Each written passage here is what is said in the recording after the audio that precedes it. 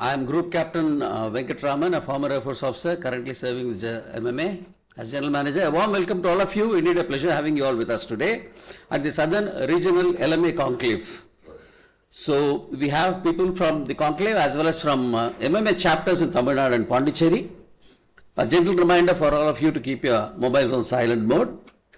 And we are about to begin the conclave, Southern Regional LMA conclave, and as you all know, all good things begin with silent prayers. On this auspicious occasion, may I request the dignitaries to light the Kuttu Vilakku, the traditional Tamil Nadu lamp, and start the conclave, please. May I request all the dignitaries to come forward, please.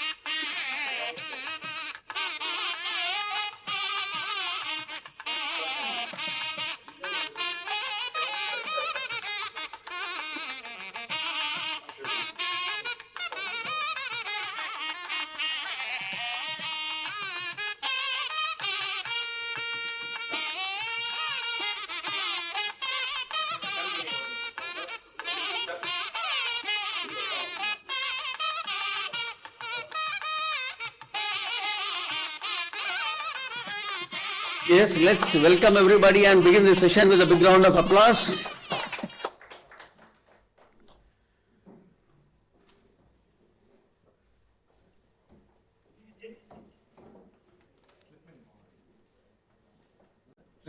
Thank you, all of you, for lighting the lamp, and well begun is half done, so I'm sure we are all on track now, on time. Gentlemen, Mr. K. Mahalingam is the President of Madras Management Association, Partner Director at the TSM Group, the visionary leader with IIM Calcutta alumnus, 35 years of experience in business transformation and angel investing. May I now request Mr. Mahalingam to deliver the welcome address, please.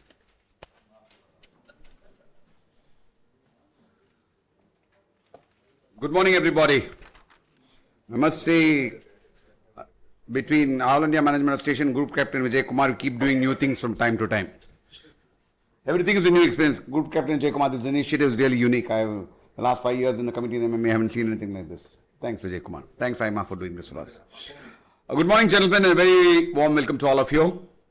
Gives me immense pleasure to welcome distinguished leaders, office bearers, and members from vibrant local management associations across South India to this momentous IMA LMA conclave. It's indeed an honor and pleasure for MMA to be hosting this unique event, I would say. It is my special pleasure to welcome the following dignitaries. Chief guest for the day, for the morning, Mr. Srinivasan K. Swami, Executive Chairman R.K. Swami, Hansa Group. Must say that he's been the guiding force and guiding hand for MMA and even as President IMA in many significant milestones for both. That MMA, where we are today, is thanks to his effort.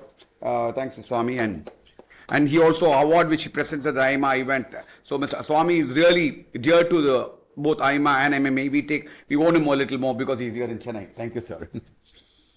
Mr. Sanjay Grover, Director, LMA Relations and Memberships, All India Management Association. Thank you, sir, for taking the trouble for coming all this way to attend this event. It's really thanks to your coordination, collaboration that this initiative was possible. Thank you, sir. Mr. Madhav Sharma, also a warm welcome to you, sir. Look forward to seeing you more often in the future. My colleagues on the MMA Management Committee, my dear friend Lakshmi Narayan. Thanks, Lakshmi.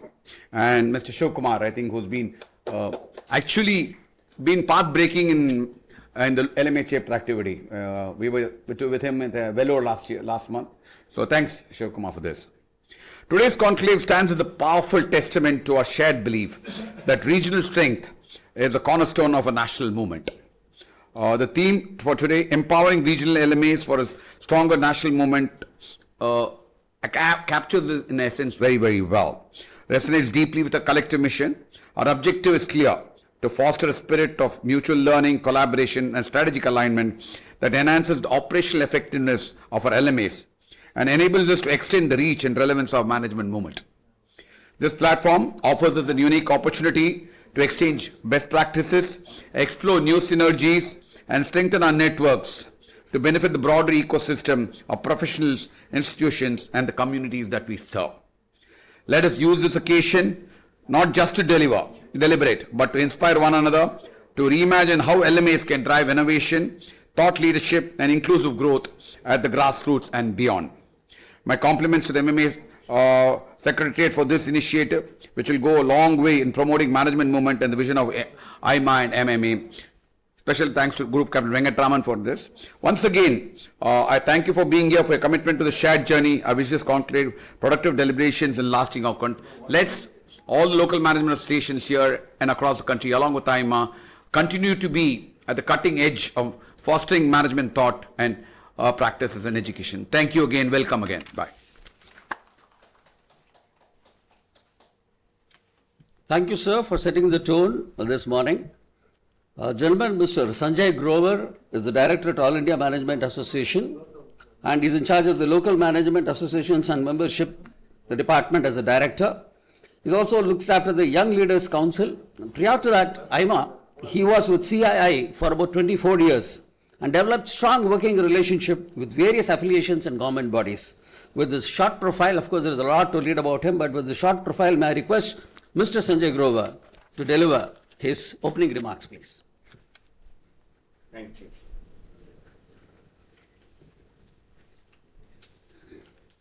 Good morning, everyone. It's a great pleasure to be here today at the Southern Regional Conclave. I would like to begin by sincerely thanking Madras Management Association, especially Group Captain Vijay Kumar for taking the lead for graciously hosting this important session. I think it's your initiative which has worked, and a special thanks to Mr. Mahalingam, President of MMA, for his generous support and leadership, and to Mr. Srinivasan Swamy, past President of IMA, for being with us today and continuing to inspire the management community through his guidance and vision. I joined IMA in 2008 when you had taken over the president, and you have done wonders for IMA. We could get our building renovated. We moved to a new office. Then you also helped us to acquire land in Gurgaon. 12.75. So it's your initiative only, and what you had done for IMA. And we also have an award in the name of his father, and a brand award which is given every year at the National Management Convention. A very warm welcome to all my friends from the Southern Region LMAs. Special welcome to the chapters affiliated to MMA and everyone who has joined us today. Your presence here reflects your commitment to the management mission and the value we place on working together as one strong collaborative network.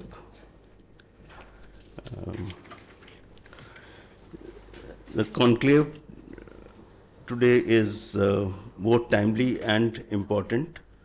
As the theme suggests, empowering regional LMAs for a stronger national management movement. Today is about sharing knowledge, aligning on goals, and reaffirming our united purpose. Whether we are discussing technology, finance, governance, branding, collaborations, each session today is designed to give us the practical tools and inspiration to take LMAs to the next level. I look forward to meaningful conversations, insights, and learnings from each other's journeys and new ideas that will help us all grow, not just individually, but as part of the wider IMA LMA family. Thank you once again, and wish all of us a productive and energizing morning. Before I end, I would like to introduce my colleague Madhav Sharma, who has joined us recently, about 1.5 months ago. Madhav comes from a very rich background of 30 years of experience, having worked in CII Shanghai office and also Jet Airways in Malaysia and various other organizations. As I superannuate on 30th November from IMA, Madhav will be responsible for engagements with the LMAs, membership, and Young Leaders Council, effective 1st December. Thank you.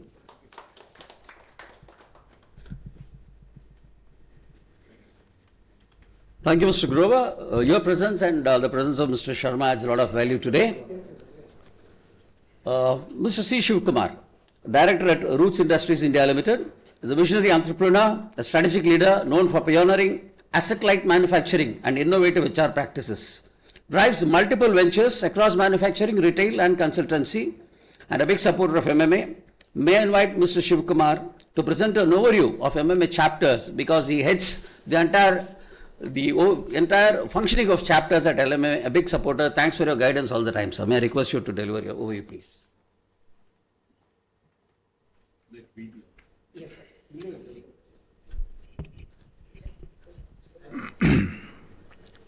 Good morning, dignitaries on the dais, Mr. Mahalingam, President MMA, Mr. Srinivasan K. Swami, who always stands tall in everything that he does. Very happy to be here with you, sir. Mr. Lakshmi Narayanan, the Vice President, who's here. In fact, if I have to talk about Mahalingam and Mr. Lakshmi, we need to say they are a winning combo. They think alike, do a lot of things with great enthusiasm and energy. We are all fortunate to have such leaders in MMA. And also Mr. Sanjay Grover, who has traveled a long distance to initiate and collaborate with MMA in today's morning session. Good morning, and first of all, let me thank Group Captain, like what our President mentioned, in everything new that he wants to do and does. He's usually it's a packed day on the July 4th every year. All of us know it's a day marked for our annual convention, and I didn't know that he's got one more at 9 o'clock. From next year, it could be at 6 o'clock, one session in the morning, 9 o'clock, another session, and probably afternoon and evening. It's like the Sapphire Theatre, which runs 24 hours before. You know, a long time back, it used to run continuous films. So you're just behind Sapphire, so continue that work. It gives me immense pleasure and deep sense of satisfaction to stand before this esteemed gathering of leaders representing 18 local management associations from across South India. As the chairman of the MMA chapters, I've had the unique privilege of witnessing firsthand the growth, the outreach, the transformational impact of MMA's initiatives beyond Chennai. Our journey to expand MMA's presence into Tier 2 and Tier 3 towns across Tamil Nadu and Puducherry began in 2005, and it has been nothing short of inspiring. Over the years, we have successfully established 10 vibrant chapters. Each of these is uniquely tailored to meet the aspirations of its local business communities, professionals, entrepreneurs, and students. To briefly recount this journey and celebrate our milestone along the way, may I now request the AV team to play a short video highlighting the evolution of MMA chapters.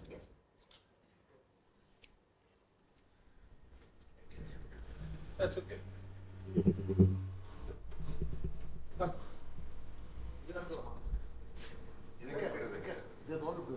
okay.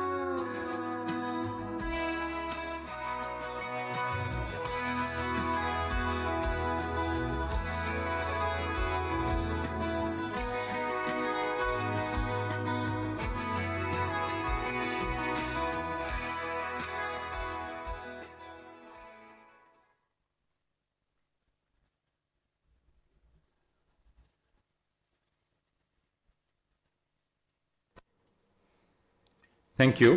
As the video reflects, our focus has never been merely on geographical expansion. Our mission has been to empower, enable, and equip regional ecosystem by creating meaningful access to quality management practices and leadership development, creating a more inclusive and robust management movement at the grassroots. I'm confident that the discussions and insights exchanged here today will not only enrich our perspectives but also inspire MMA chapter leaders to further professionalize operations, broaden outreach, strengthen governance mechanisms. Our collective aspirations is to evolve these regional chapters into a full-fledged LMA under the All India Management Association framework, deepening the national footprint of our shared movement. Wishing you a productive, fulfilling, and inspiring conclave. And thank you, Mali, for being such a great inspirational leader, a member who brings about a cohesive team for high performance. It's been a fantastic year, and continue your support to MMA in the years to come, Mali. Thank you. Thanks, Mr. Shukbar. It's your inspiration and guidance that makes us work so hard at MMA chapters and do well there. Gentlemen, Mr. Srinivasan K. Swami is not an unfamiliar person. I'm sure all of us know him, but I would miss this opportunity to introduce him once again to this august audience. Mr. Swami is the Executive Chairman of R.K. Swami Hansa Group, employing over 2,000 people across India, with turnover in excess of US $100 million. Mr. Swami currently serves as Chairman of Asian Federation of Advertising Association and also as the Vice Chairman of Audit Bureau of Circulation. In the past, he headed numerous positions as heads of various organizations that include All India Management Association and the Madras Management Association. Been awarded by numerous institutions in India and abroad, he is deeply committed social activist. Currently, he is the President Hindu Mission Hospital, President National Boys and Girls Education Society, Vice President of Rasikaranjani Sabha, and many more others. May I invite Mr. Swami to deliver the inaugural address, please.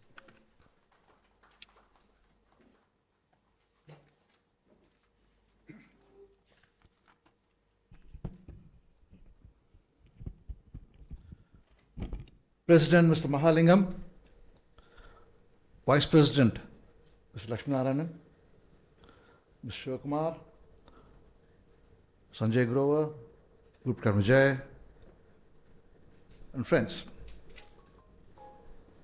It's always a pleasure to partake in a function organized by MMA, because MMA was the first organization that allowed me to head an industry body. That was 25 years ago. And the last 25 years, I've headed 11 other industry bodies. And out of this 25 years, I've been in some leadership position or the other in some industry body for 23 of the 25 years. The other 2 years, I've also been vice president or vice chairman or something like that. So I've been involved in various industry bodies, as also brought out by Venkat in his introduction. I can tell you I learned a lot from these industry bodies. I learned from my board members, committee members, managing committee members, council members, whatever name, title they have. It's an amazing learning experience for me these 25 years. And I can share some of those learnings that I've had with some of you in the room. I'm told there are 14 chapters in this room, or 14 LMAs in this room, represented by all of you, as well as all the other chapters under LMAs are actually online. So I want to make this presentation, in whatever you want to call it, to all of you, and I hope that you will go back to your own LMAs and hopefully reflect on some of the thoughts I'm going to place before you to see whether it makes sense or not. And it's important that, some of the parts becomes a bigger whole, And if the management movement in this country has to make significant progress, it's the sum of the parts that becomes important. And each and every one of you, we're going to have that incremental weight that makes the whole a bigger one. And I can tell you that I have had extraordinary good times in being part of various institutions, and I want all of you to have the same level of interest and experience that I enjoyed in being in those institutions. Let me tell you, then I was the first year president of IA, International Letters Association India chapter. After the AGM, there was the managing committee meeting, and in that meeting, I put in front of my elected office bearers, committee members,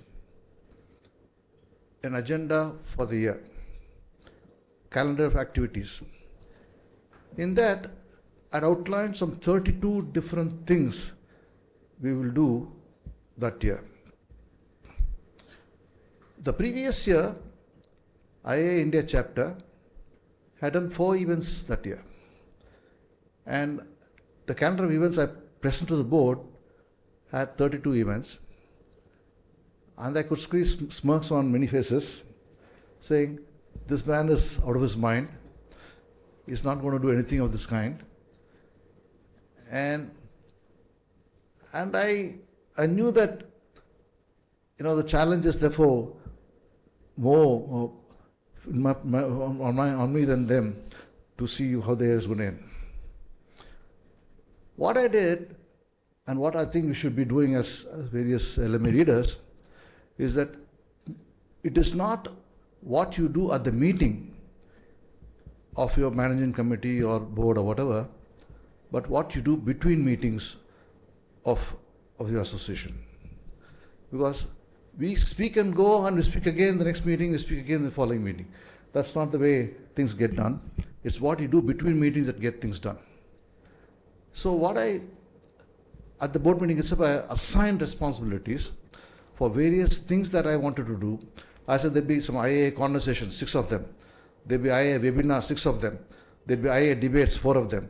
There'd be this seminar on women empowerment, this seminar on industry issues that we need to address, this conclave and so on and so. So we had identified leaders who would address those issues, take responsibility for that, and I had spoken to them prior, and I spoke to them again at the board meeting, and I chased them like mad right through the year to make sure that whatever we agreed to do in the beginning of the year got done. There's also a challenge of finding money for these events. So you need to also have friends and committee members who are willing to support you to make that possible. So that also has become carefully thought about how to, because the events means money. You can say it's a way to make money for the institution. It's also a way to need to also raise money for that, to spend on that event.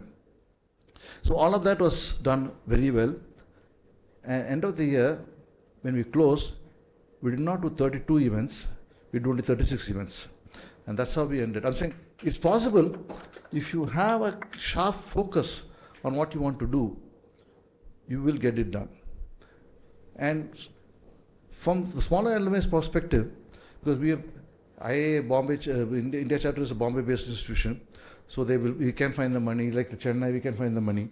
But in smaller place, you may not find it easy to get the members in. You can't find the money also.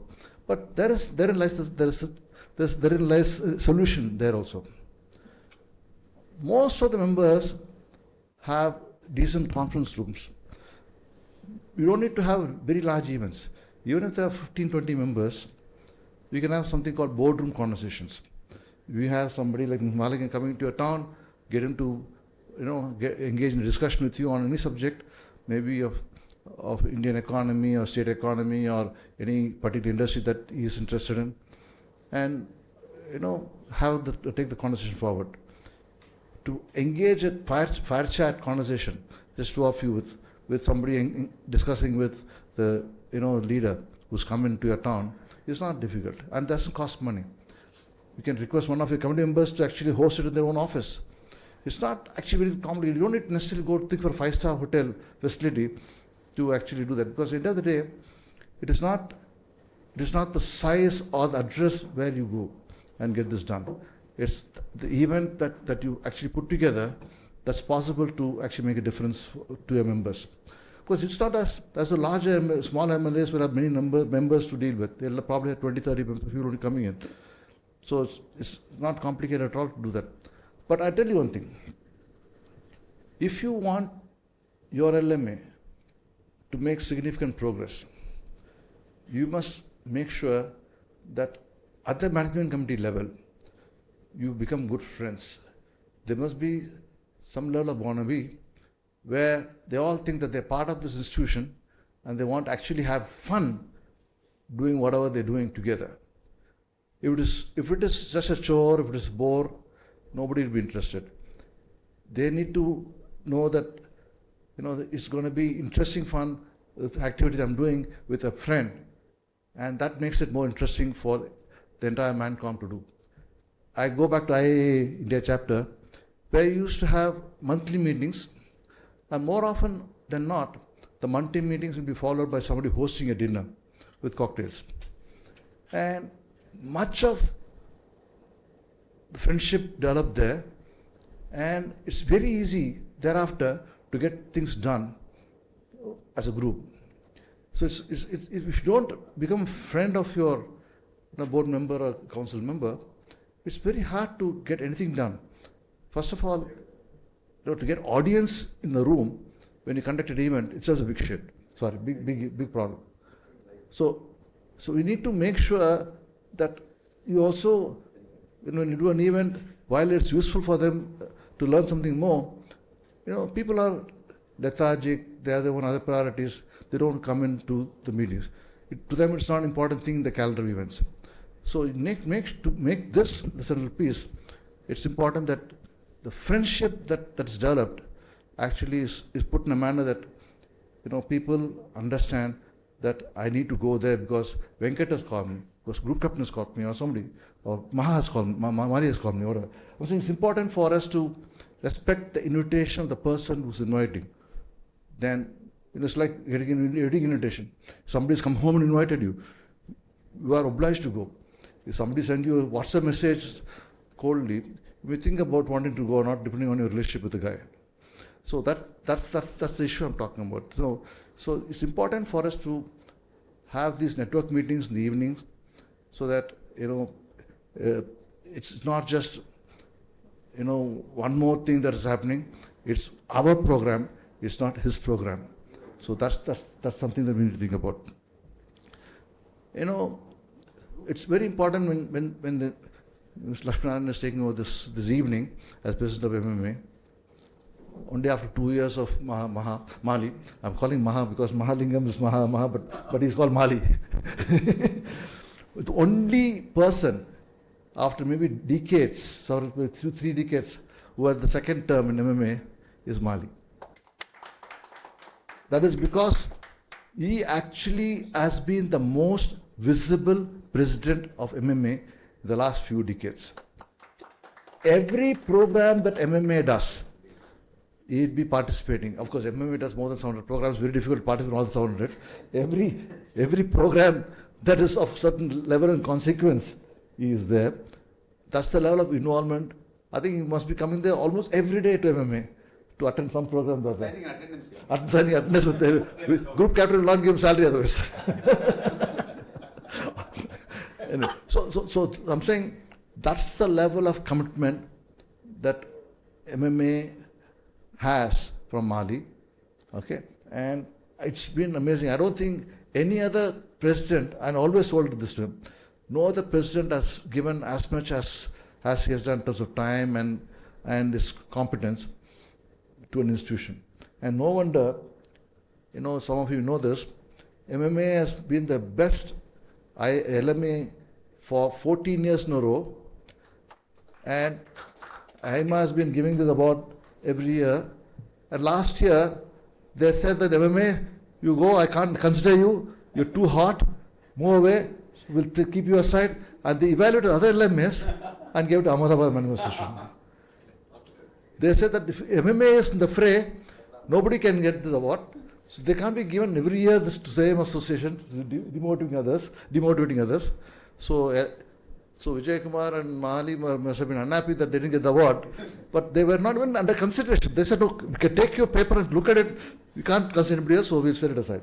So that's the level of activity that we have been. I'll tell you. So as I told you, we need to have these boardroom conversations or IA conversations. You can have debates. You can have two different people come and debate on a subject. It's very easy to put these events together.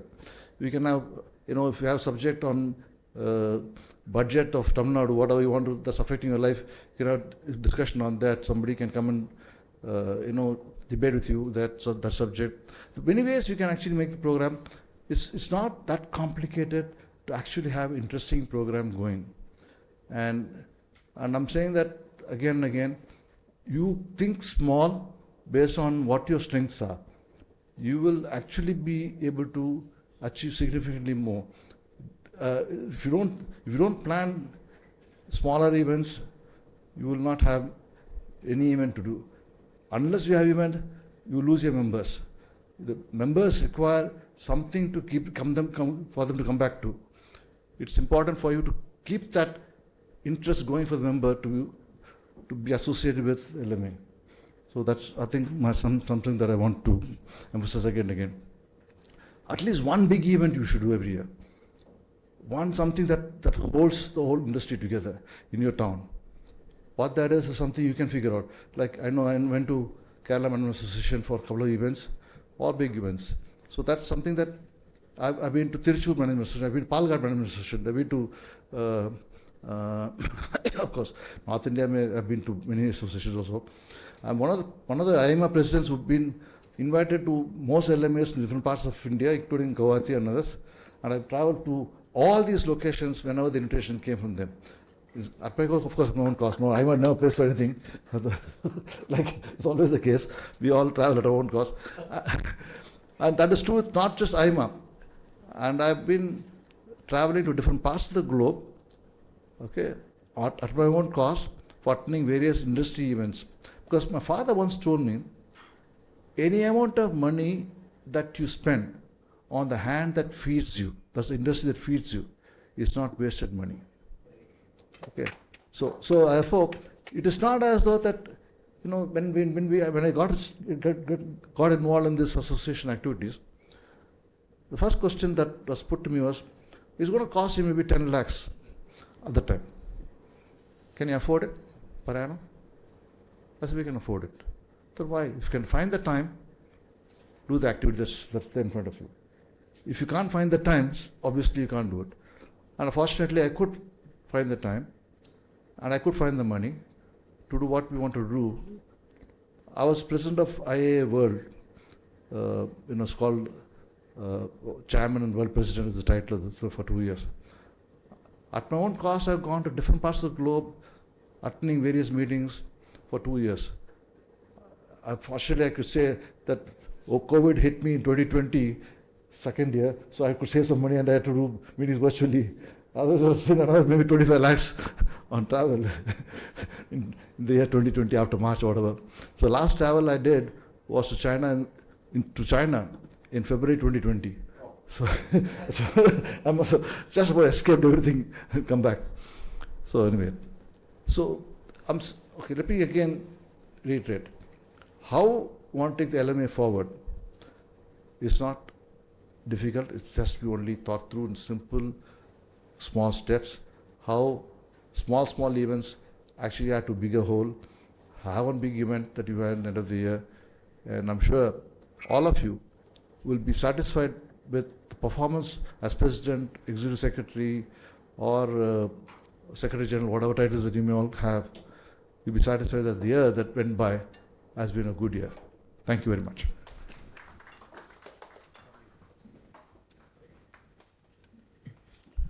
Thank you, Mr. Swami, for that.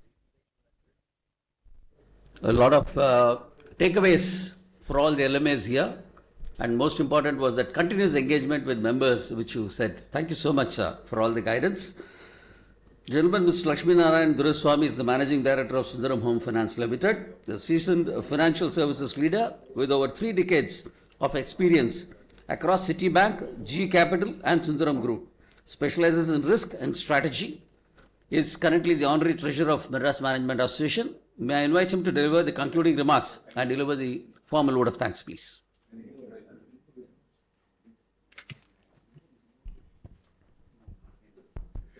Good morning to all of you. As we draw this inspiring inaugural session of the AMA LMA conclave to a close, it's both my privilege and honor to deliver this concluding remarks and extend a heartfelt vote of thanks on behalf of the Madras Management Association. This conclave represents more than just a gathering of minds. It stands as a powerful reaffirmation of our collective dedication to advancing the management movement in India. The enthusiastic participation of the representatives from 18 of the dynamic local management associations across South India is a testament to the energy, collaborative spirit, and the commitment that usually define our community. The theme, empowering regional LMAs for stronger national management movement, could not be more relevant today in an era where there's rapid change and urgent need for inclusive, grassroots-driven leadership, and today's discussions have laid a strong foundation for a meaningful progress in that sphere. We are especially excited about the special sessions ahead, each designed to address crucial drivers of growth, sharing best practices to amplify local impact, leveraging technology to foster a digital-first approach to management thinking, promoting sustainability through sound financial management and effective branding, and strengthening the LMA-AMA ecosystem to reinforce our shared vision. Each session has been thoughtfully curated to encourage learning, spark dialogue, and inspire concrete action. At this juncture, I would like to express my deep gratitude to Mr. Srinivasan K. Swamy for his inspiring inaugural address, to the leadership of AMA for their unwavering trust, support, and vision in empowering LMAs nationwide, to our esteemed guests here, speakers, panelists whose thoughts and insights have greatly enriched this session, to all the delegates and LMA representatives gathered here. Your active participation is the backbone of this national movement. And a special word of appreciation to the dedicated MMA organizing team for their exceptional efforts in putting this together. We eagerly anticipate the insightful discussions to come and the many opportunities this collective engagement will create. Thank you once again and wish you all a rewarding and enriching conclave. Thank you. Yeah, thank you, Mr. Lakshmi Narayan. Sorry for the slip of tongue. Senior Vice President, MMA. So may now request all of you to move for a group photo outside, and we'll be back with the 3 sessions.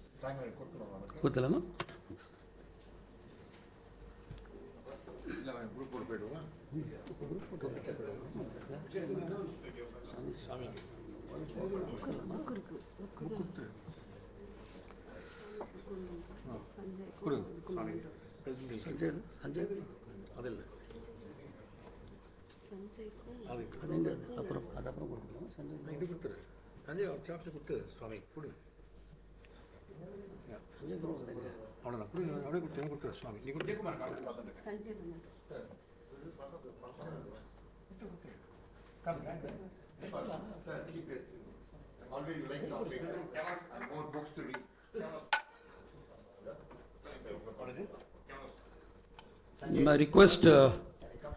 My request is the dignitaries to present a memento to Mr. Sanjay Grover and Mr.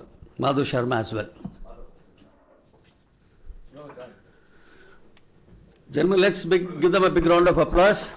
Mr. Swamy for taking his time off for being here today, Mr. Sanjay Grover, and of course Mr. Madhu. Mr. Madhu, may I request you to join?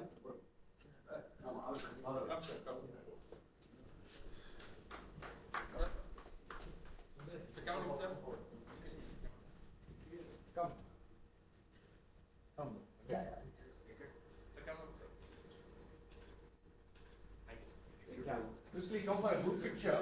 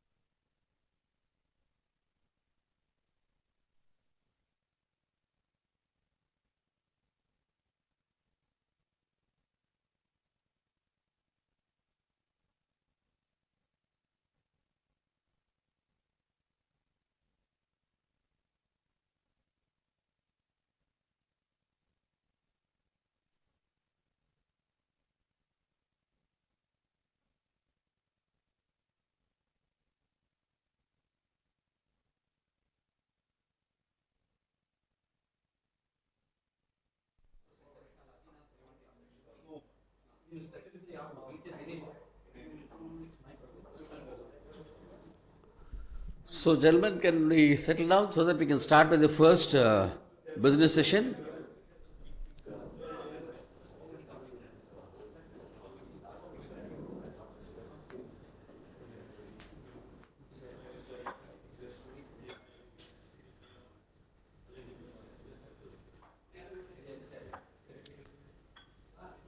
Vijay, please ask others if they are outside, they can just come inside. We are starting the next session.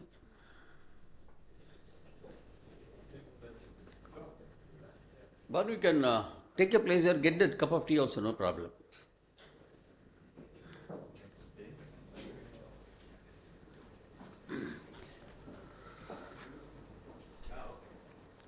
So, gentlemen, let's welcome the facilitator for the first special session today, Mr. S. Bhanukumar. Let's welcome him with a big round of applause. Thank you, Bhanu, for accepting our invitation to be here today. The first special session, particularly for the LMAs today, is on the theme Digital First, that is technology-driven management, learning for the future. To facilitate this session, we have Mr. Bhanukumar. Bhanukumar is the founder of ARA Associates. A very small introduction I'll give. There is a lot to talk about him, but he has 3 decades of hands-on experience in automatic identification and data capture, data analytics, cloud infrastructure delivery. Over a decade with NTT Data Global Delivery Services, expertise in delivery, quality, ISO, HIPAA, high trust, and so many other things, including cyber security. Expertise in leading application transitions during M&A, built practices, COE from ground zero. Currently, he is interested in giving back to the society. Has been awarded the top 10 leaders creating global impact for the year 2025, I think, which deserves a big round of applause. More than anything else, a good friend and a big supporter of MMA.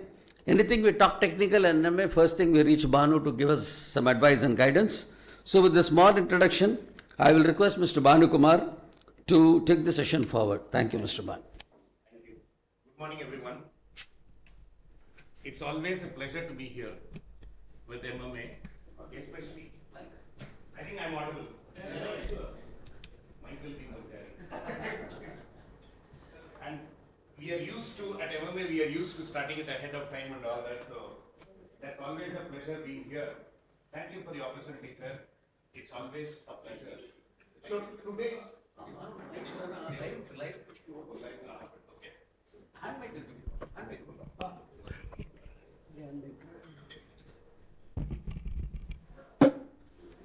yes. Okay, morning everyone, once again. So today I have 25 to 30 minutes. So I'm not going to be changing the world here, but I'm just going to make everybody think a bit in terms of where technology is moving towards. So primarily trying to focus more from the perspective of bringing in a mindset which is more digital mindset, because today we are moving into a world where everything is digital. Just to give you an example with MMA themselves, 2020, COVID hit us. Within a week, I was one of those earliest people to have an online session conducted, that too for a dashboard creation. With people like Mr. Venkatraman and Vijay Kumar being there, I don't think they need to be trained on how to manage situations. So we did it. So digital first is something that's becoming a order of the day. And from then on, if you notice, we talk about hybrid, we talk about work from home, we talk about lot of things excepting working from office. So we have lot of such things. So management bodies will have to be aligned to that, because we are aligning to the global vision. Time, we also have to be discoverable across. The way I mean is how many people activities, how are they contributing? So how do we make ourselves discoverable, and where do we use the digital tools? Like for example, today we are having it in a hybrid mode, and it's kind of people like me who are closely associated with MMA, we always assume this is default. By default, every event is hybrid mode. But do we really have to invest this level, or can we go with some small, because not everybody may be having the wherewithal to get into this level. But there are certain digital tools that we could probably look at so that we could collaborate and bring in that sharing. Because ultimately, if we really look at it from a management association of this kind, we are talking about collaboration, we are talking about knowledge sharing. That's exactly where we move in. So how do we achieve and at the same time live up to the expectations and align to the compliance requirements and all that is something which is very important. So I'm just going to give a perspective to all this. While I'm not going to get into details, which I am open to have a discussion with any of you as and when, because I'm going to be here during the this day and we can interact. But to a greater extent, I just want the ball to start rolling in terms of thinking in these lines, because this is becoming the order of the day.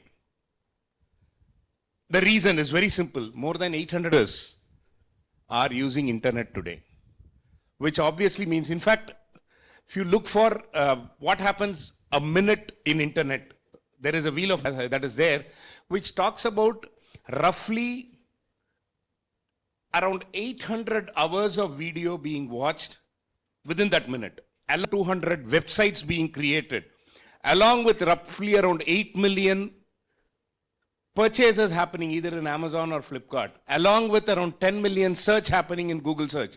So all this I'm narrating one after the other, but in reality, it's the world we are in. So anything and everything is there. And all of us today are technologists. That's something that we need to keep in mind. With we having the smartphone in our hand, I think we are the technologists. We don't have to worry. Am I really will I know something that I don't have to? We don't really have to look at it. So that's a bigger thing. And with that happening, the multi-generational workforce coming in, there is a lot of this. See, if you really talk about managing multi-generational workforce and being LMA, being the management associations, we need to look at that and project it as a perfect 100% in terms of managing it. So the expectations in terms of generational workforce is also different. Today, if you really look at it, while we use cradle to grave for a different reason, I will bring has a mobile phone in their hand for having food. The maximum usage of mobile phone at home is the grandparents. So you have it on either side. Forget us who are working. Technology is something that is now part and parcel. And that obviously means we are globally available, but there are certain local stuff that we need to manage. That's where the LMAs versus the Management Association joining comes in. So we need to really focus on those aspects. And government is also pushing. Like recently, my brother was here from US, and he's actually a pediatric cardiac surgeon in US, saying the kind of digitization that has happened in India, he doesn't see in US. For example, he took the example of GPay. Today, a tender coconut wala, a three-wheeler outside is able to take it. Worse, I have a friend of mine who said on Kia case QR code tagged on their neck and then move around asking for this thing. So the kind of digitization that we have moved into, that's because of the great push from the Indian government also. So we with management body, management associations and all that, we are being considered the pioneers, front runners in terms of, so there is a lot that we need to probably look at in terms of bringing it. So that's exactly where this digitization or digital first and all that comes in very handy. So with that said, I don't want to take too much of a time considering the this thing in terms of the timing that have been allotted. It's an important factor for us as a management association. We talked about knowledge sharing. Knowledge sharing is through regular meetings or events and probably the core from an LMA. So we will see how best we could probably look at some of those tools. Now, if you really look at it, I don't need a big ticket item, big technology to be involved in all that, because by no longer a niche or a special thing, but it is a de facto. By default, we assume it is virtual meeting. In fact, whenever there is a coordination with me in terms of session, I say, is it physical? I never ask, is it virtual? I say, is it physical? Because we have gone into a stage where it's all open, everybody can come in, we are reaching out to a bigger strength of people. So when you do that, you don't really have to go into big investments. A Zoom or a Google Meet is good enough to start with. Depending on the nature of investment, we could get into other tools like your Aniva, Microsoft Loop and all that. But if you really look at it, a Zoom or a Google Meet is good enough. It's free. Google Meet is free. While Zoom has it and all that stories, Google Meet is, all of us have Gmail. So our Google Meet is free. If you want to record, there is a subscription and all that, but that is free. So you could do that. Or if you have a Microsoft 365, your Teams is free. So there are a lot of those things that we could probably use to make it. Now I'll tell you a very simple example. One of the HR forums in Gumdipundi, what I normally did when they wanted to go high, at the Zoom Connect, we gave dedicated one mobile phone with a headphone to the speaker. So he was able to speak, he was able to listen to the questions also. Unlike here where somebody watches and then notes down the question and gives it to us, There the speaker himself was able to go hybrid. In the initial days of COVID, moving out and then we getting into the mode of this thing, we were doing it that way. So we don't need a big investment. The private is small things we tend to lose track of. What we see around, we normally say that, right? You get the importance of a particular thing only when you miss it. So that's where it is. You miss out how that itself can be a big one. Or for example, if you want end-to-end event management, the Oniva kind of tools can help. Yes, there is an investment. There are tools which are with the lent and all that. That depends on the individual capability in terms of investing and how deep do we want to go. Like here in MMA, the depth, the kind of program they do, the kind of membership that they had planned it in such a way that this facility had that investment done. But not everywhere do we need to go this. Like Oniva is something I can do it, but even Genie and others are free things that are available or a low cost where end-to-end event management, including event ticket, people logging in with a QR code, they coming in, all of these is happening. So it is not something that we need to invest too heavily, but we could get into. Learning, this is a big one. Today, if you really look at it, terminology that we hear almost every day, everywhere, every time. So with that said, the kind of knowledge sharing, yes, we also heard in the morning, MMA does all that, but the reality, if you really look at it, is how are we enabling our members to continuously learn? So we don't have to go big. For example, iSpring Free, you have a PowerPoint, it can convert it into an online course. Or for example, your Edpuzzle, it can get questions, you can probably build it like a quiz. If somebody is working together, you could create a Google Doc in terms of doing it. The point that we are trying to look at here is, these sessions, you could load it, use an iSpring Free kind of a tool and enable it as a training program. There are so many sessions, training program. Load it into a learning management system, like a Moodle, which is again a freeware. We just need that initial setup. So you could probably load it so that you could enable people to learn. The reason why I'm suggesting that is, not always everybody is ready to come down and learn. But there are a lot of people who are ready to learn as long for them to learn from wherever they are. So when you really look at it from that perspective, loading it in an LMS kind of a scenario, having it ready, having it on demand for them to learn will be a great opportunity. That way you're just converting all the webinars that you're conducting, or you're converting all your evening sessions, all your training sessions in cast, or into probably a learning with a quiz and all that added to it, enable it. So you're not even investing heavily. It's already happening. You're enabling it to build in. In fact, these are some of the tools that we could probably help out in terms of doing it. The advantage is very many. Everybody can be able to attach themselves, learn, and that way you're engaging with the members in a better manner. See, today, it's just not... We associations, management associations and all that are here for these kinds of knowledge share. So how are we engaging with our members is really important. Not having different types of events basically because something will interest somebody. It's like buffet system in a marriage hall. Why do we go for a buffet rather than a this thing, marriage hall, or even in the hotel when we go? I pick and choose what I want. My wastage is less. So that's the same way. People can pick and choose. So you give the entire chunk, people can take it. That's the other advantage that you get. I've just given you basics. How do we handle it? Zoom kind of a thing, or you could probably get into Moodle kind of a thing. We can do that. There is an implementation, could be some amount of technical involvement, pure play technical. We have people that could be worked out. But the essence is the thought process to move towards that. How do I notify the members that I do so many things? That's where the discoverability makes a big impact. Today, do we really tell? Yes, all of us send emails. How many of us read the emails that we get? I get at least 5 emails a day from MMA. Do I read all of them every day? Let me accept, no. The closest I will go is read the subject and I know what it is. But how are we going to propagate then? That is exactly where this comes in.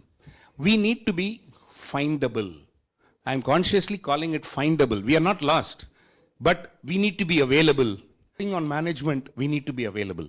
So we need to be findable, which means if you're not being found online, we are missing. Today, when a company is started, whether they have people to, whether they know the product or services, they first create a website. That's basically because that's the first way they get found. When they put in some terminology, they get found. Effective is based on what we call as the search engine optimizations and all that, where we try to position the right kind of words, use the right kind of words to do it. While that, any web developers and websites that I'm getting into is, how are we building our reputation here? See, the reputation is basically twofold. The way we provide the content. Two is, how is it being received by our members? Lot of cases, you go to some of these stores like your Girias and Viveks, they tell you, please rate us in Google. Do you really think as to why they do that? Sometimes you try to do that, sometimes you ignore that. But do you really know why that happens? The better the rating in Google, your name coming up on a search improves. Google's algorithm is such that those ratings are also considered. That's exactly why they say rate us, rate us. So what does it take for us to get ourselves rated? You go to a restaurant, they say, can you rate us? Today you buy something, no matter, the first question is, how did you like? Whether you open the food or not, even before you open the food, you get a message, how did you like the food? So the key factor that we need to look at is, how are we positioning ourselves that we are doing good? That's where the reputation comes in, because our brand is our members talking about us. And always, even in an employment, when we really look at it, why are we talking about referrals? Referrals is a big branding. Our organization is saying this is one place where you can come and work, which means that's a huge certification that the employer gets from the employee.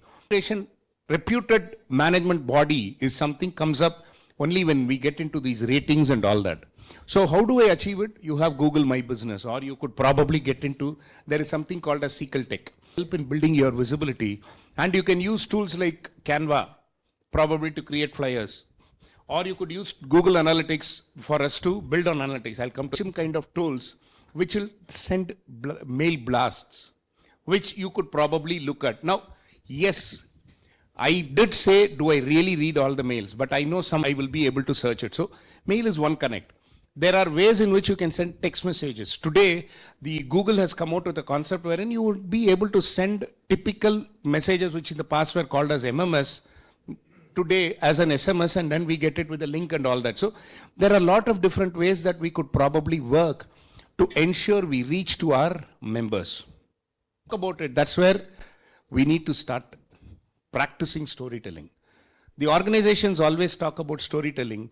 The analysts talk about data storytelling. Why not we talk about it? When that is what the industry is doing, are management associations not supposed to do that? The data. See, all of us are saying MMA does 700 sessions. Now that's happening because we have the data. That's because we know the data. How many know the number of programs, number of delegates who are attending, number of faculty aligned to us? How many of us know that? What does it take to put it? If you notice today, some of the websites, when you open it, there are numbers that runs and says training sessions, so many hours of training. Now, why are we doing that? That gives you a reference. Today, especially the Gen Z and the rest of the generations, they don't take anything for granted. They always look for reasoning. At home, as parents, when we tell our kids, the first question they ask is not, first response is not okay. The first question is, why should I do that? It starts giving data to prove why that has to be done. Why not do that in business? Start talking about the analytical aspect. So which means I will start amplifying my success stories. I've done so many sessions. I have so many people attending. This was a great event. Are we not doing it in LinkedIn today? If you look at it, more you have are actually talking about the sessions they attended, the sessions they conducted, or the sessions where they felt it makes a difference. So what does it take for us to get in the social media pages or our own pages or probably a message blast on periodic basis? That will probably do that. So you could share success stories. But the key is the data is the key, which means I said MailChimp kind of to blast. I also said not many learn. Where read it. How do I know it? There is data that comes. It tells you how many people opened the mail, how many people clicked on the link that is available in the mail. How many of us see? You send, let's say, 1,500 mails in one blast, and you have 3 people who have opened it, and 25 people who have unsubscribed. What does it mean? Very simple. They don't want you. Those are the cues that we get. So we need to use the stats, use the data that we get for us to plow that into the system, for us to efficiently use it. And that's what I mean by saying data is in everything. and more importantly, publish all that performance information where possible. Today, there are tools that are available which could probably publish a dashboard on the screen. Like, for example, IICA, with the ESG and all that happening, IICA has got a link which talks about the statistics of all those people who are submitting the BRSR report. That's for the ESG. So, 1,000-odd companies, it's all available in one go. So, the same way, that's a public information. So, the same way, what does it take for us to start publishing in our website links in terms of people to watch? We are not selling ourselves there, but we are only positioning ourselves. That's a twist that we need to keep in mind. As association bodies enabling people to gain knowledge, we are not selling. We are only positioning ourselves as premium local bodies which will assist in the success of the people locally available. So that's the change that we need to probably look at. In the interest of time, getting into the closure, what do we do if I want to achieve all this? Ultimately, this is where the takeaway comes in. So, from my perspective, if I want to do it from scratch, there could be some challenges that could come in. Materiality, that is, what is it that I need to automate? What is it that I need to showcase? What is it that I should not showcase? That's something that I need to prepare myself on. Unless and until I know what I want to say, I will not be able to say. Like, why are we preparing the process when we come in here or take notes and come in here? Because we need to prepare. We need to align our thoughts. That's exactly what happens. The second angle is how much of tech awareness is required. Do we really have to know everything? I did say all of us are technologists, but all of us are technologists, knowledge jargon. There are certain things that we ourselves can do, but there are a lot more things that we need a technical expert to come in. There are a lot of people. Our own members will be available to do it. That's how I got connected here and I'm supporting. So there are a lot of ways in which we could do that. So only when I know what is available in me, I will be able to take it as a service. So let's probably look at that. And most important, it's not something that I start and then forget it. Today, all of us talk about it at the management level. Change is the only constant factor. And the only clear thing that you know when you grow.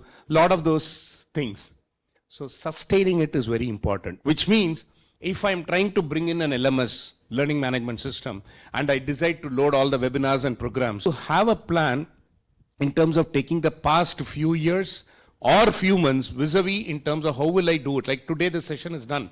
So will this be available in my learning management system by next week or by tonight? And there should be a focused team who works on it so that we will be able to. That sustenance is very important because you do something and then it goes away. We call it more like a soda bottle. You open the cork, there is that gas comes in. After that it goes off. So that's not what we want. What we want is a sustained model. So that's something that we need to get into. But yes, there is a cost. So we need to balance it, and all of us are experts on that. Changing, we are able to manage. So that's something that we need to keep in mind. But the biggest factor is the relationship. This is going to help us in terms of carrying on in terms of where we are trying to achieve. So if we know these are the challenges and this is how I want to overcome, we will be in a better position to achieve. So what do I do? Very simple. Just identify some common needs. You could probably get into a group because most of the LMAs will have similar challenges. Get into a small group, identify. Some of it can be reused or some of it can be collaboratively used. Today the technology is enabling. Why should everybody invest on everything? Each ourselves. After all, we are all management bodies. So we could probably connect, collaborate, and then start it off. So we could pool. I would say somebody will talk about content creation, somebody will talk about online learning platform. So we start getting to collaborate and then get into it. But the key is in action. Seeing is believing. We might put multiple plans. Gone are the days when we say, today we have gone into a fast food culture even in planning, fail fast. We are telling entrepreneurs to fail fast. Don't go too deep into it and lose your track. So which means the action is what matters. One side, but start acting is the most important factor that we need to. But while all of it looks rosy, some points that we need to keep in mind as associations, as this thing, with a lot of privacy and all that coming in, there are large volumes of data. So the volume, the speed at which you get it, the variety of data you get it, the veracity, what out of it is real, what is not real. There are a lot of those things. We need to be careful. So we need to position ourselves in such a way that we still do not lose our brand, talk about the real facts, but at the same time, be able to share what comes in. That's number one, which means it's not something like a WhatsApp group where you forward, and we all realize world is round. I start a message and then it comes back to me at the end saying forwarded message. So that's not where we are moving into. So it's really important in terms of how we do that.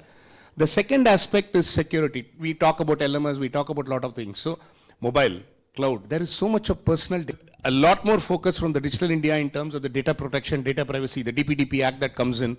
All of us who are in business talks about the GDPR, the European requirement, so on and so forth. A lot of people with whom I interact say the DPDP is becoming more complex than the GDPR. So there is so much of information that comes. We need to know what is shareable, what is not shareable. So security is something that we need to keep in mind. And machines is something that we need to be careful about. Just an example, I know a friend of mine who runs a business. He takes one telecom operator for his phone, internet, your network, everything. Whenever the line goes down, he puts it in the Facebook. So I once asked him, why do you do that? Don't you have a help desk or are they so bad? His response was phenomenal. He said, Banu, the logic is very simple. I have a help desk number. I can send a WhatsApp or call. When I send a WhatsApp, the WhatsApp bot tells me this and finally says, is this your problem? I'll have somebody contact you. When I call the help desk number, there is an IVR which talks about, asks a lot of questions, and then somebody comes in. But when I put it in, all that happens in 5 minutes. When somebody contacts, I lost half an hour.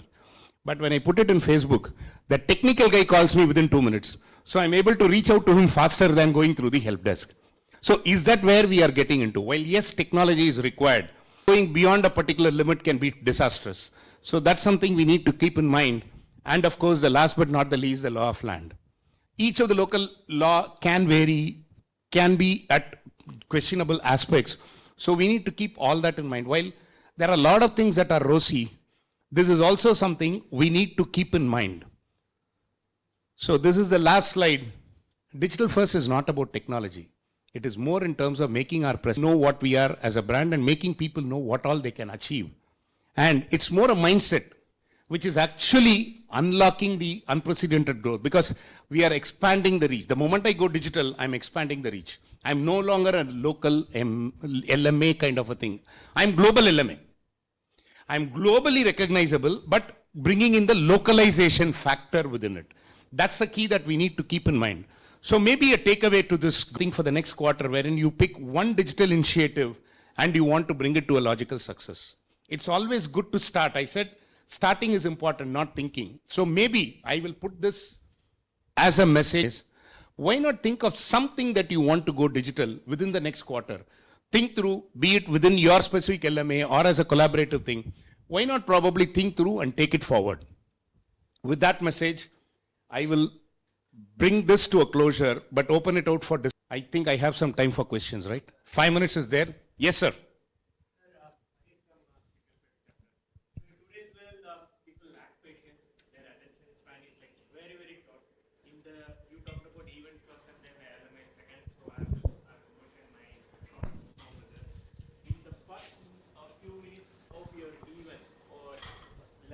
Whatever it is. If you're not generating interest in that, if you are not making that event experiential, then the attention span from the people are going. They are good with micro learning, but they are not good with long courses and all. And even before the event started trying to generate interest through previews, flyers, all those things. So what I feel is even in professional YouTube videos, if they are showing the highlights of the video and then moving to the main video. So probably there is a need for adapting our LMS with the new generation, where they will always have a second screen in hand and they will shift their focus any second. That is going to be a challenge which we need to adapt to. Very well said, and that's true. Today, the reason why people are moving towards LMS is and I pause. So today, LMS is twofold are happening. One is, as you rightly said, it is more like what we call as a bite learning. So it doesn't take more than a minute or two, and then the video stops. That's one. Second is question and answers that come in, where there is a break that comes in, where people do it. And more importantly, the LMS tracks. So I read it or I listen to it for, let's say, 5 minutes. I cut it off and go. When I come back, it starts, which means I'm not losing out time. So those are some of the things that are possible on the tool. But you are absolutely right. And that is where some of these additional tools like Kahoot and quizzes and all that we use also comes in handy, because when we are doing, let us say, an online session, half the time nobody switches on the video. So am I really speaking to the audience or speaking to computers? I don't know. So these kinds of Kahoots and all that, or quiz and all that, engaging with the audience is critical today, especially in the digital world. But yes, there are ways and means to do it. But your point well taken, bite-sized learning is where things are moving. In fact, even in organization, what is happening? Taking a particular definition, push it, make people understand, ask questions. So that's the way we need to move. You're 100% right, sir. We would not like to see the mails, even if we send. I'm experiencing the same thing in HMA. When I send for 500, 600 mails, none of 10%. What is the best way of fastest communication? See, there are two parts to it, sir. One is when we send bulk mails. There is this Google's logic that runs behind the screen, where you have too many links, or when you send it to bulk people, half the time it is marked as spam and it goes to the spam folder. So tools come in wherein you will have to validate your domain so that when it goes from you, it is considered. So that could be one reason.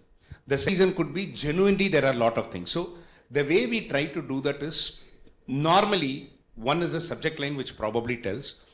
Two is, today we have slowly moved into a case where we send a weekly digest or a monthly digest, which means I have so many communication that is available. I load it into my configure. By default, I'll make it daily or weekly or whatever. But I will allow the end user to configure the way he wants it. So he controls to read the mail, number one. Number two, we are loading it onto the website and enable comments, enable responses or connects with us, which will make them come back. This is how the world is moving towards. That's one way. Thank you.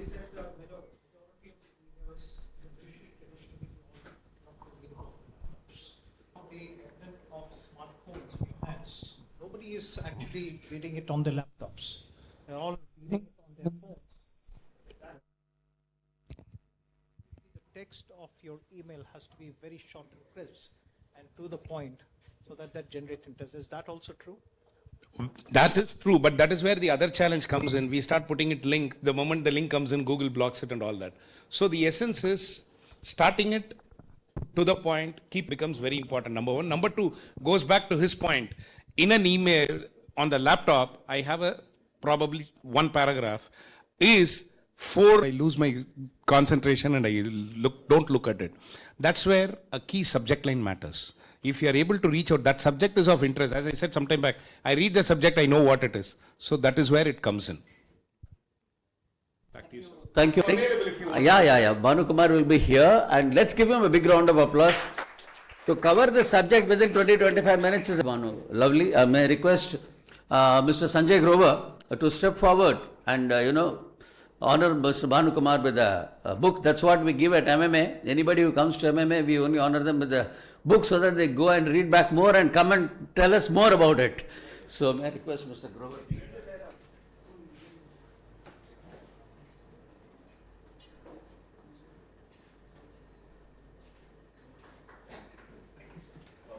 Thank you, Mr. Grover. Thanks, Bhanu. Please, I think you can interact with Bhanu Kumar. He'll be available here until lunchtime and maybe even through the day. So he's a good resource. Please make use of his expertise. Ladies and gentlemen, now actually there are two subjects combined in this. One is financial management for LMAs. Why is branding so important? And since these two are so diverse subjects, we have chosen two best experts to talk to us on this. On financial management, let me introduce Mr. Pattabhiraman, who is a CA. Let's welcome him with a big round of applause. So, Pattabhiraman, in his LinkedIn profile, the only thing that is written about him, writer by passion and a teacher by accident, but a proud Indian. So, let's give him a big, thought for that. But let me tell you a little more. He's partner at Yoganandan Ram, LLP. He founded the Prime Academy 25 years back. And there are thousands of people because of his Prime Academy who become CS today. All over the world they are functioning. Takes interest in writing articles for newspapers, magazines, and also appears on TV channels. Authored which is currently recommended by the CA Institute. With this short profile, may request Mr. Pattabhiram to deliver the session on financial management for LMAs, please.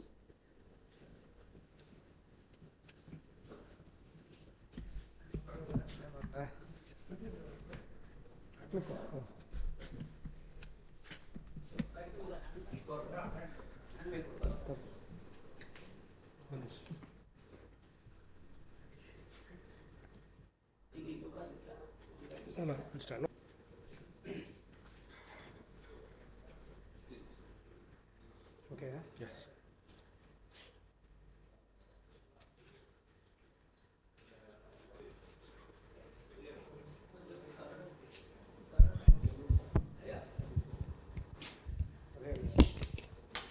I'll be here.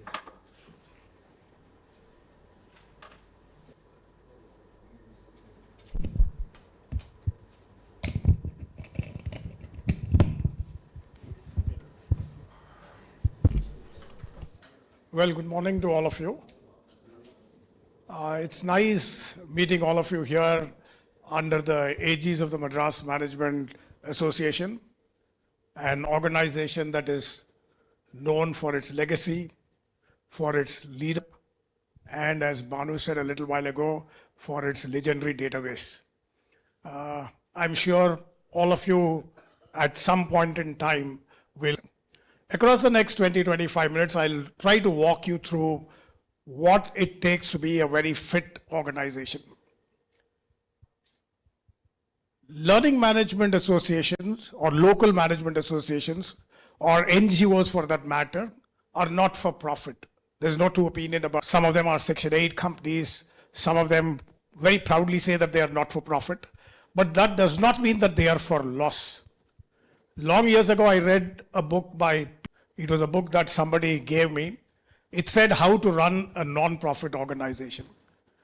And in that book, Drucker says that there are no such things as non-profit organizations.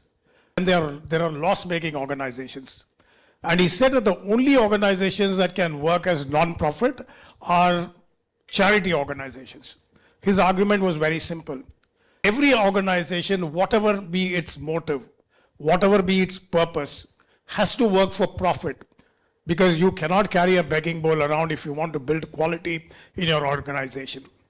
He also went on to add that that does not mean that you have to profiteer. That does not mean that you have to milk the other guy dry. What he was basically trying to say is that every organization must be self-sustainable, and that is what your organ do. I think he made a reference to about thinking and then about starting. I think nothing could have been more powerful than that, because it's all nice to have a vision. Today people say, you can do this, that there is so many, for example, if you want to start a cloth company, somebody will say there are so many Indians here, there are 150 crore people, you can do this, you can do that, all of which is what I call China math. What we really need to do is that we have to back that vision, which we obviously have to have, with action.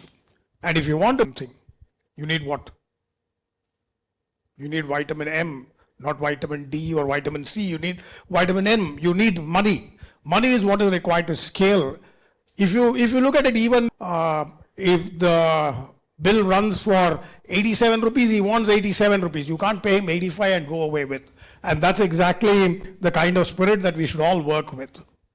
The three important questions that one knows. A, where does our money come from? Do we know very, very clearly where our monies come from and where are they going to come from? That's point number one. We also in our layout, where should I next look at? No, there's no great point in sitting with a single donor. There's one nice good sponsor in your area. There's a nice good corporate, but you can't rely on him 100% because the axis might change.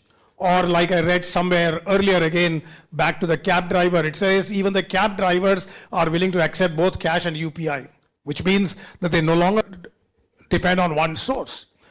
Next comes, where does all this money go? What is true of personal finance, I think is true of organizational finance as well. We need to track. It's not because I come from the profession of accounting that I'm saying this, But I strongly believe that many organizations end up doing bad, not because they are not visionary enough, not because they do not do adequate events, but largely because they flounder on their managing of money, do not know where their monies came from, or maybe they know where their monies came from, they do not know where their monies went to. There are several organizations who invest on many things, but they end up not wanting to invest on the infrastructure that is required to run an accounting outfit. I do not know how all of you work, each of you work, or any of you work. I'm only talking from the standpoint of how small entities do, and that's the background, that's the backdrop.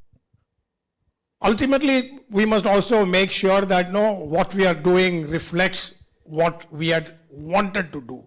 What I'm trying to indicate is that every organization has a mission. Merely because elsewhere to do something else, money is going to come in, I don't think is something that one must look at, okay? So we must really focus on the original mission that we have. Anybody here tell me what is your original mission? Or what is it that you intend to do in the next 1 year? Sorry? Raise money. Yeah, so raise money is the only thing that, no, but there has to be a purpose. If I have to give you money, I want to give money, say, why should I give? Meaning, what is it that you're going to do? No, I'm not talking theory. I'm asking the exam that you are planning to do across the next 1 year, or which is your long-term vision. In the context of this LMA? In the context of the LMA. That is little vague, isn't it? Like if I have to give you money, if I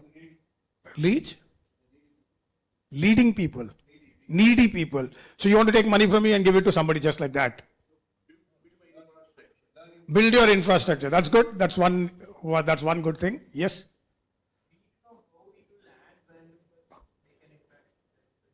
No, these are nice. Like he said, infrastructure, scholarships.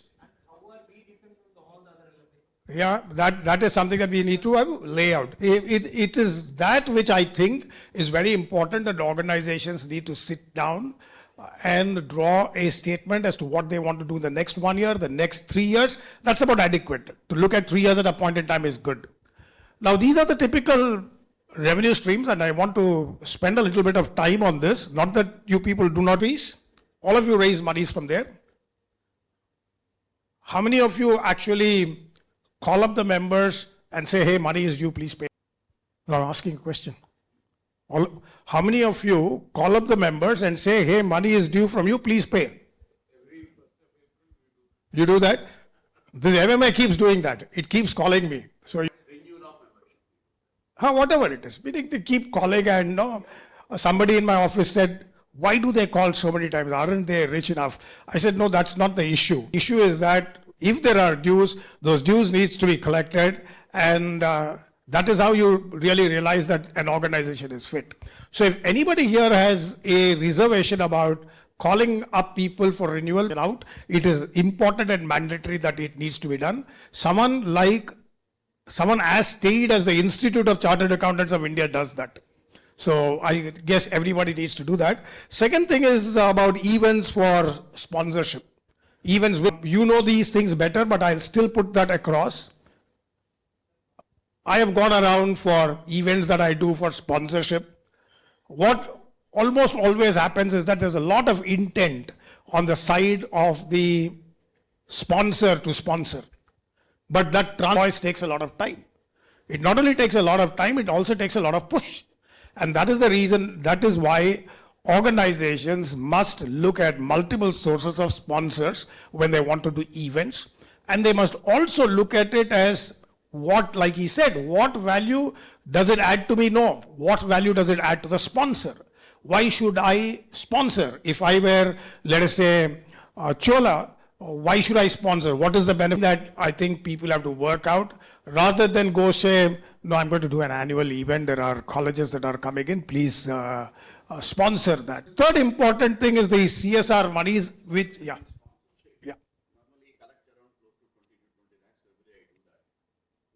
invite people hesitate for paying the GST part? You're asking me? 80% GST. Yeah, they should. Why they hesitate to pay? I'll put it this way. First of all, they have credit. So they can pay with GST because they're income enough. Okay, their GST income or income on which GST is to be, which they collect is substantial. So this will only go to offset the credit. In other words, no cash outflow for them. I don't know what is the size of the organization that you're talking about. Large companies should typically not have problems. When they are saying that, they are only trying to down the sponsorship that they want to give you by 18%. That's all is the meaning. Because all of them earn, otherwise they can't sponsor you. Sponsor money is RCM? Okay, all right. So wherever sponsor money is RCM, then that's fine. They have no choice, really speaking. Okay. So there again, one has to go ask and thou shall be given is the philosophy that works. It is also important to do co-branded corporate tie-ups. I don't know how you will go do. In events that organization to find out another outfit which will also have advantage, because sometimes what happens is that nobody wants to give you cash. They don't want to give you 20 lakhs. You're lucky because of the name that you possess, but not everybody would do that. They would say, no, I will do the spending, because their worry is that you take the money and you don't spend possibly adequate. So there are organizations which will public activities, but they would make payments for that. If you do co-branding, that means if you say LMA Chengalpet with ABCD, and then that becomes that much easier. Last one is where, penalty method. Also run youth program. Today, that's the very, very large segment. That is the segment today that requires, what should I say? How do I put it properly? What I like to say is that that is the segment that requires today a lot of learning, because notwithstanding the tall talk about India having a democratic dividend, etc., the skill levels are not exactly as great as they ought to be. So that's a vertical into which, if you are not doing, you must do more deeply into that. And that's largely because there's a lot of sources of income out there. Last source of income can be interest from corpus. That's provided you have built a corpus. That's something. Any questions, anybody at this particular point in time? Okay, let me move on. Then there are the costs. These are things that you know, cost of events, cost of operational expenses, communications, compliance. I want to get too much into it. Operational costs, all of these relating to how you communicate, how you reach out to people, to get people know where your things are. I am actually a little more interested in the last one. It's very, very important today, as that organizations like yours, any organization for that matter, must be completely compliant with the laws of the land. So you have a good accounting desk, you have a good accounting team that works on things, because in the end, after all the effort that you put in, it should not be that your accounting has turned out to be shallow and things that should not happen, really speaking. Okay. These are places where you can make investments. I'll start from the top itself. I'm not very, what should I say, very particular that one must give out money. Okay. One must give out money to somebody. Everything ought to be earned. You could give out scholarship, but tangible against some specific link to what is the outcome. Like there are people who give scholarship to individuals to pursue course in whatever graduation they want to do, but with a rider that at the end of the first year, so much should be the marks, end of the second year, so much should be the mark, etc. I think that's a good thing to be in, provided you get a corresponding grant for that. There are lots of you can work on. Each LMA need not do what the other LMA does. Each can have a strategic focus. Each can say, someone might say, one of the LMAs might say, look, I will work towards providing scholarships. So you get known at a particular point in time for scholarship. Somebody else would say, no, I want to work on a specific pilot project. It could be the building of a school in one of the remote areas. That could be a second one. A third LMA might be leadership documents, publications. You have what, how many members you have? 800? 8,000 members.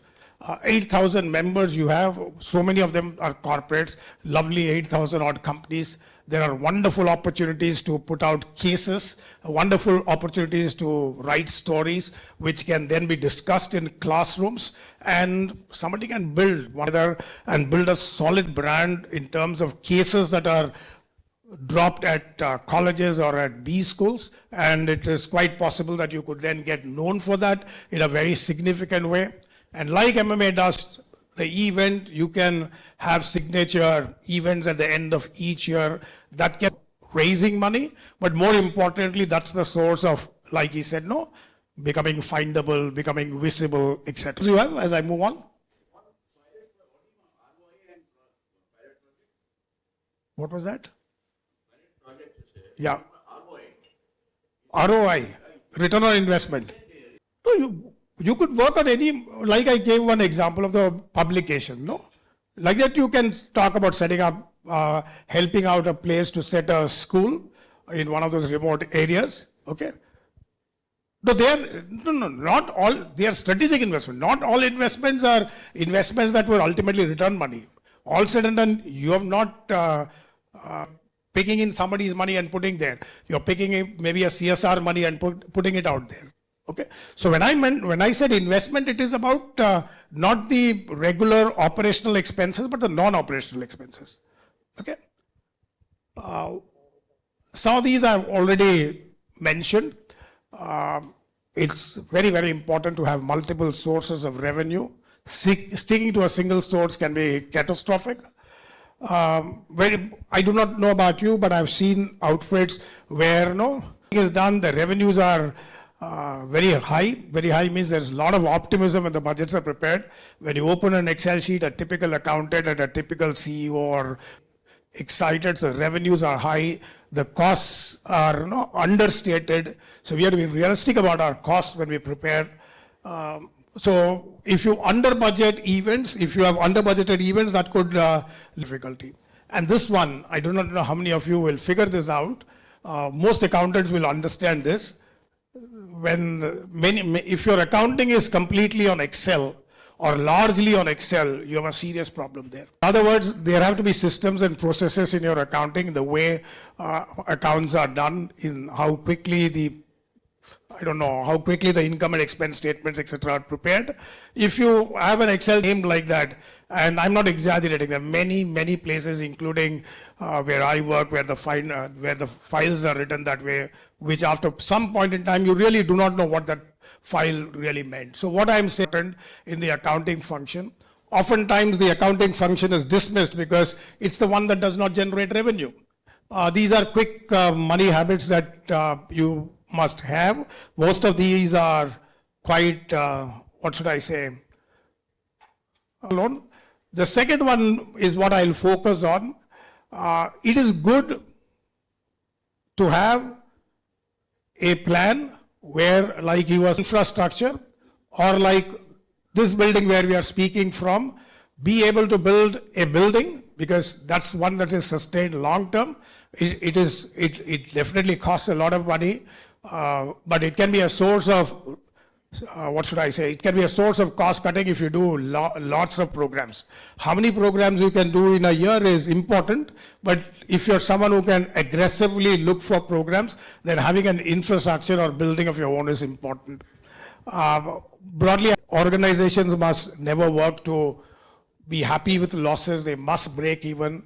Over a period of time, you must start building a reserve, building money, so that you can at some point in time monetize to build a building or to do any of the other things that we talked about earlier, like helping a school get built up in a rural area, all that stuff. I think, I do not know, I can't really talk for you, but I think when you run an LMA, it's important to do things that have local relevance. Improve the surroundings around you. That's what I think even a educational institution needs to do, but I think in your case, it needs to have a lot of local relevance. I think some of these things have got repeated. What I'll try to talk about, you must institutionalize your accounting and finance function. Get a good, proper, qualified, when I say qualified, is someone who knows and understands an accountant or a finance guy to handle it. Have appropriate standard operating practices, have dashboards where at the end of the week or every week you know what your revenues are, what your costs are. Most importantly, citizens. Okay. These are some things. I think Banu spoke about digital. That's very, very critical because it to be visible. You can do a lot of educational programs. Like some of you rightly pointed out, they can be micro learning, they can be 10-minute affairs, they can be 7 minutes thing. But it is important to target. You must say, okay, I want to do on investment. I want to do personal finance. And this personal finance will target this segment. Or you can say, no, I want to do a series of 7.5-minute clips. And this health will be targeted at 40 plus people. 40 plus means the age group of 40 plus. So if you do that, then over a period of time, you will be got to be known for that. People will remember or recall that. When it comes to monetary aspect, it's important to keep the money safe because it's not private money, it's public money. Monies are not to be put into equity market. I would also think it may not be very, very wise to put in mutual funds which are aggressive. I also know that even banks deposits today are not very, very safe, but you can spread the money across multiple banks, okay? And I think these are all points that we had talked about earlier. I'll move on to the very last one. The call for action is very simple. You need to create a finance task for people who will work on monitoring, first on documenting the money, the accounting part, then on the reviewing part, and of course, track, review, and evolve is important. Every rupee that one spends should be towards that goal that one has.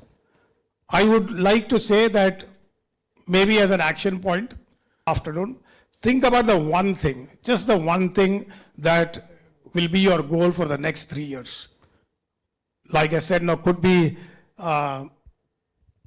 setting up an infrastructure like this, or could be the mini learning modules that I was talking to you about.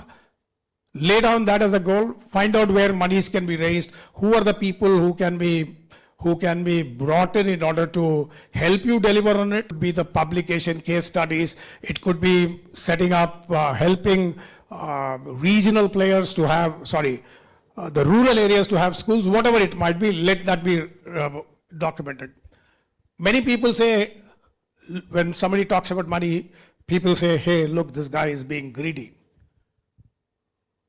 Someone once told something that I found very powerful. He said, money, because only good people know how to redistribute that money.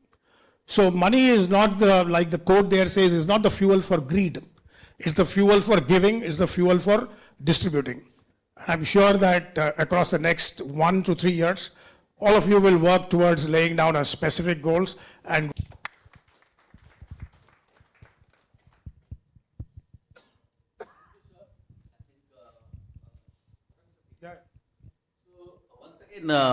keeping in the interest of time, Mr. Pattabhiram is available with us.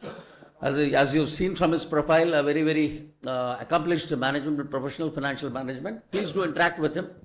Just in the interest of time, go ahead with the next session, which is also part of the same session. And then we can have, if there are any questions, if we have time.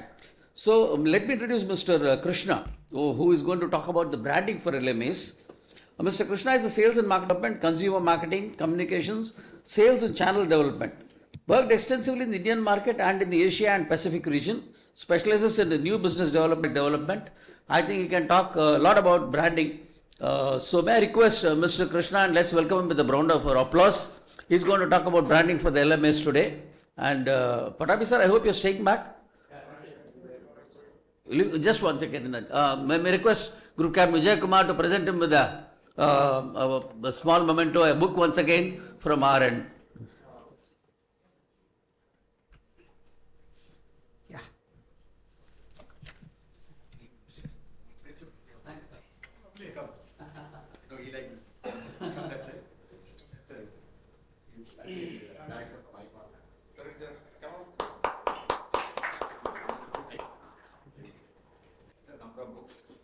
Please come, Mr. Krishna. Yeah.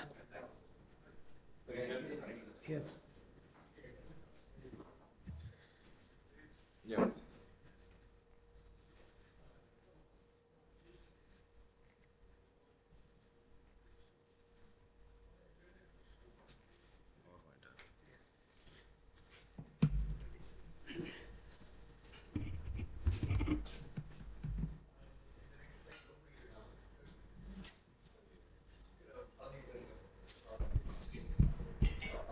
Yeah, good afternoon, good morning. Photo.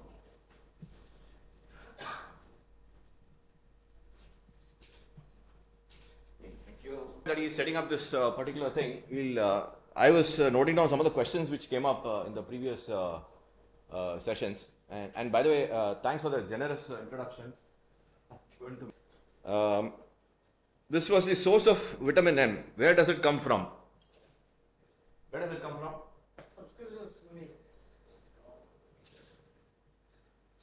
How does Apple make its money? Brand. Are you a brand? Brand in your locality.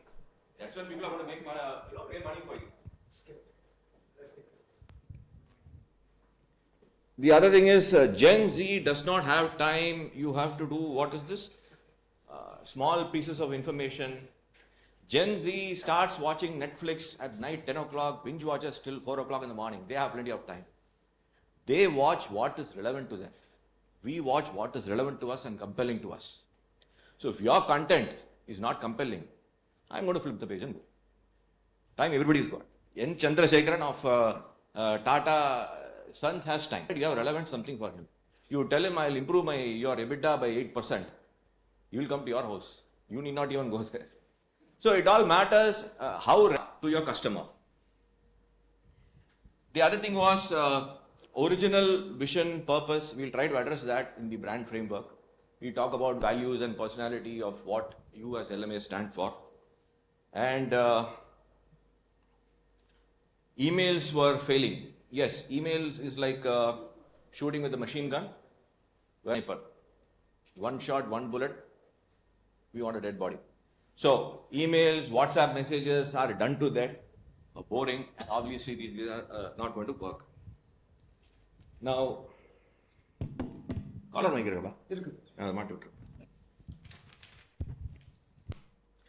see, the other thing is, I came to know about MMA last Wednesday when Abhi Parameswaran was launching the book. So that's about a 1 week's time that I know this thing called thing is happening. So I have made a presentation, but I have not interacted with any of you. I don't know what you do. I don't know, what is the role of MMA, what you guys do in the field. So this presentation which I have made, your expectations are here. I have made something here, or I have made something here. Your expectations are only here, or these two things are totally different. So marketing lesson number 1. Have a deep understanding of. If you don't know, and in each region, what different sort of business profile you have, what are the kind of requirements there are. So if you go to certain pockets and you go to some other pockets, there are different kind of business. So you need to clearly understand who your consumer is. So that is a starting point for any marketing. So what we'll do is, I'll quick that in terms of how to guide you to create LMA as a local brand. Yeah. So what I'm doing is, I'm not giving a solution in terms of this is what you need to do, but I'm giving a framework for a brand. So what are the constituents of a brand? And when you define this very clearly, half your job is done. So this framework you take it in and put your LMA hat and create a brand which is relevant to your market. So each of this, you ask a question and craft a message which is relevant to your locality, region, or whatever you are. So that's how. But some substance of marketing is how do you plant this? Some substance of marketing is how do you plant this myth or story or a legend in a very carefully crafted way into the minds of consumer. So he develops that deep faith in you, and he is willing to pay the premium and buy a brand. So that's the whole art. So as I said, I will throw in some building blocks. What are the building blocks for a brand?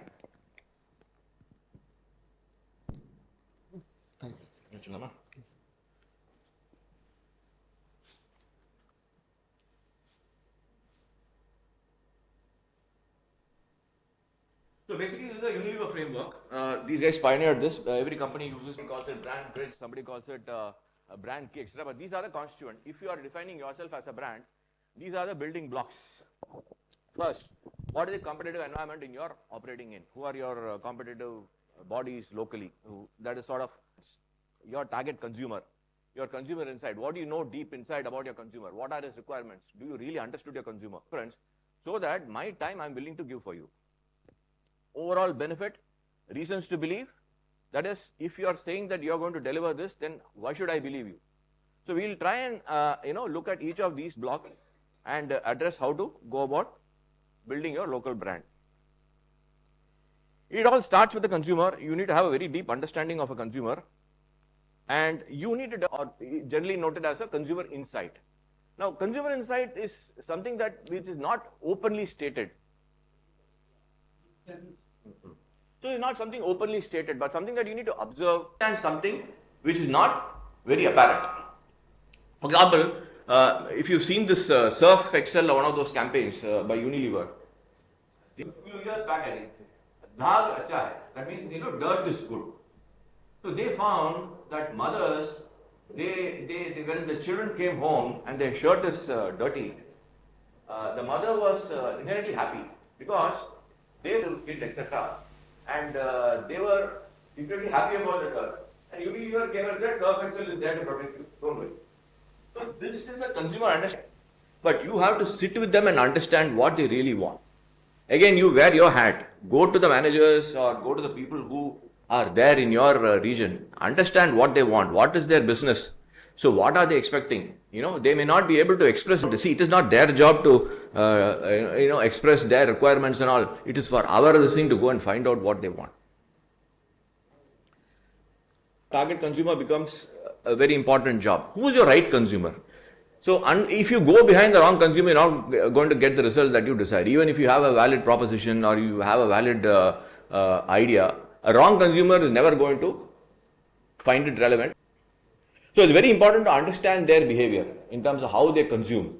Like what is the source of information they rely on from a management association point of view. When they want some relevant information to run their business, where are they going? Are they looking online? Are they subscribing some magazines? So you need to understand exactly how they are consuming this and figure out how you can reach them through a similar channel.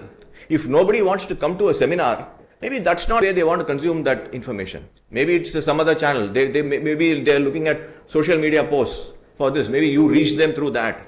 You have an online subscription. Why should they come here? Why can't I run all my sessions online? I don't need a physical infrastructure at all. So you need to really understand your consumer and really get the right consumer to get the good result. Understand their pain point. And typically what we do is we tend to stereotype consumers. So if there is a girl, for example, I was working in TVS Motor. The case that I put there is of a brand called TVS Scooty. And at that time, about 20 years back, this whole automatic scooters were growing big time. And we had our own notions of who's the girl customer. We said they will need women at the service, separate showrooms for women. All these things were not at all required. These are all stereotypes that we had, and all these things opened. Hero Honda opened something called pleasure showrooms and all that. All this failed because our understanding of a lady was very different. So the lady came and said, when I want a service, I would rather give to a guy because the guy knows better about bikes compared to ladies. This is her belief. So the whole idea of putting ladies was our waste. Similarly, this pink color is commonly treated for women. Never the case. They are not at all particular about any particular color. So, and we assume on behalf of the consumer. It doesn't work. So, fundamentally, when you look at a brand, brand is the business and business is the brand. If you got this definition correct of this, then business to some extent is automatic. So you're not going to be running behind the customer, rather the customer runs behind you. Look at the launch of some of these car comes in, there are 1,000 fellows standing in a queue. We are not waiting for them to, begging them for payment. How is that they are able to do that? We have a very differentiated product. So when Apple launched the phone in 2007 or 6 or something like that, they completely redefined the whole damn thing. There were no more buttons. The phone had one button. That's it. So that's an extreme case. I mean, they are constantly behind innovation. But we, as management, what is the money can't buy experience that we are trying to get in our own chapters locally? That consumers come to us. So all this depends on how powerfully you are presenting a proposition to the managerial community in your area or the working community or whatever you define as a target audience. Now, analyzing the competitive environment, see here it's interesting. Supposing you are a cycle manufacturer, your competition could be other brands of cycle. Your competition could be cycles, scooters, motorcycles, or your competition could be cycle, scooter, motorcycle, any sort of public transportation. So this is one way to look at. I am looking at going from point A to point B. Other way is, if you look at it, cycle as an exercise tool. So your competition is totally different. It is maybe yoga, it is jogging, or it is maybe going to the gym. That is the competition for you. So you need to understand clearly who is the competition for you when you're defining your brand. Who is your target audience at the same time? Whom are you competing against? What is your unique point of difference? So it's a very clear stated unique difference that makes it work for you. For example, and this has to clearly give you a sustainable competitive advantage. If you look at Hero Honda when they launched their motorcycle way back in 87, that's when all the 100cc small motorcycles start coming into the market. Okay, a lot of them, so the TVS came with their Suzuki brand, Kawasaki, Yamaha and Hero Honda. But these guys were the only guys who brought the 4-stroke motorcycle and they were able to give 70 kilometers mileage, 70 or 80 kilometers. And they came with this famous fill it, shut it, forget it. So theirs was a unique brand. So now leverage. So for several years, nobody brought the 4-stroke technology. Till 96 or 97, where there was a government norm, that's when people started thinking of 4-stroke technology. Till then, Hero Honda had a huge run, which was independent, and they really established the brand. Mileage was owned by that brand. Unique competitive advantage, owned by a brand, and even today they are the market leaders. When you think of mileage, the first brand unique that, when I think of let's say any LMA chapter, or I think of one of you guys that comes to my mind. So, food for thought. So, do you know who this guy is? Any guess, or can you guess that bag? So, yeah. So, your competitive advantage or unique proposition need not be of tangible nature. It could even be something which is intangible. Something like heritage, something like you as an individual could be an intangible asset in your local area. So people believe you. I trust this particular gentleman. I am going to the seminar because I know that guy brings great value. So is there an heritage or knowledge or something which can differentiate you from the rest? So that is one line of thinking. So it need not be only tangible deliveries, but even intangible. And intangible in the brand circumstance commands more premium.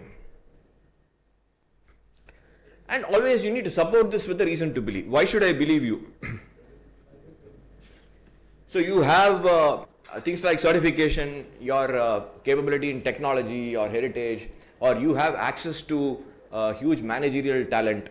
Let us say you have access to some association here, you have a connect with some Harvard professor, let us say. That is a credible proof for me saying that, you are a capable person and I need to sort of get a membership with you. That gives me value addition. Values and personality is another dimension of a brand. I mean, this is the guiding principle as to what you stand for, what is your vision, what are your values for which you stand for. And if you look at some Pro, Tata, these are all guided by very powerful value system. So these guides, how your brand connects with the employees. Okay. So this is what really helps emotional connect of the consumer with you. So try and define what are the values you stand for. Prosperity. Similarly, a personality. Are you a sort of a caring brand? Apple has its own personality. Apple is all about innovation and sophistication, etc. Red Bull is all about daring.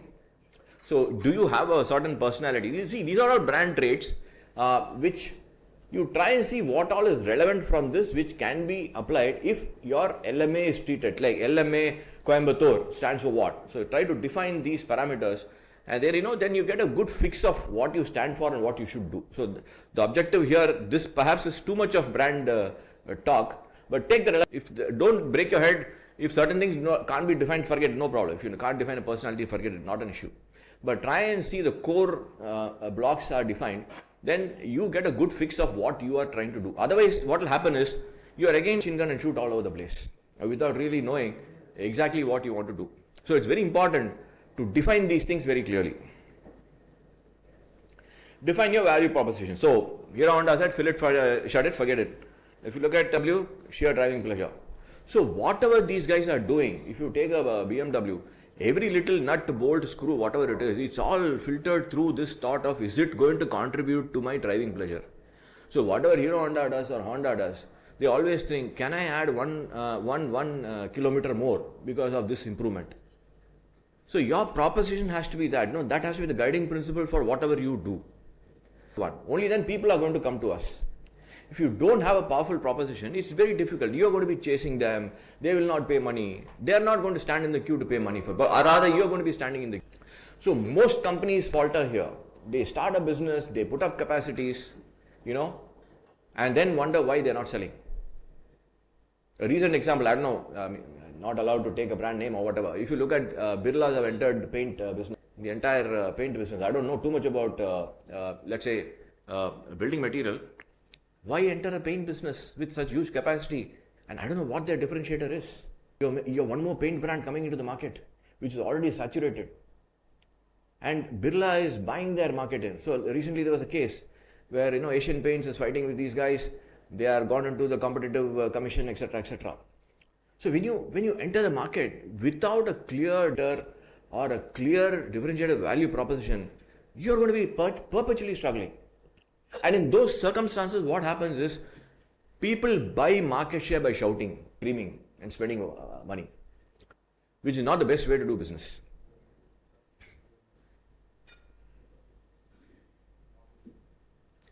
And the essence, there's something called essence for a brand, which means when ultimately what do you stand for, See, for example, if you look at some of these brands, Volvo always stood for security. Apple, think different. And Coca-Cola is always for happiness. This is not about the communication, but as a brand, principally, this is what they stand for. If you all distill the whole thing, and so if your chapter in your location, what is that one core thing that you all cherish and what is that you really stand for? And that has to be sort of understood by your target consumer. Now, as far as media goes, there's one more little thing that is part of this.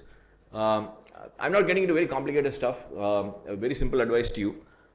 I don't think you're going to be entering into media spends in terms of putting newspaper ads or television ads or anything of that sort.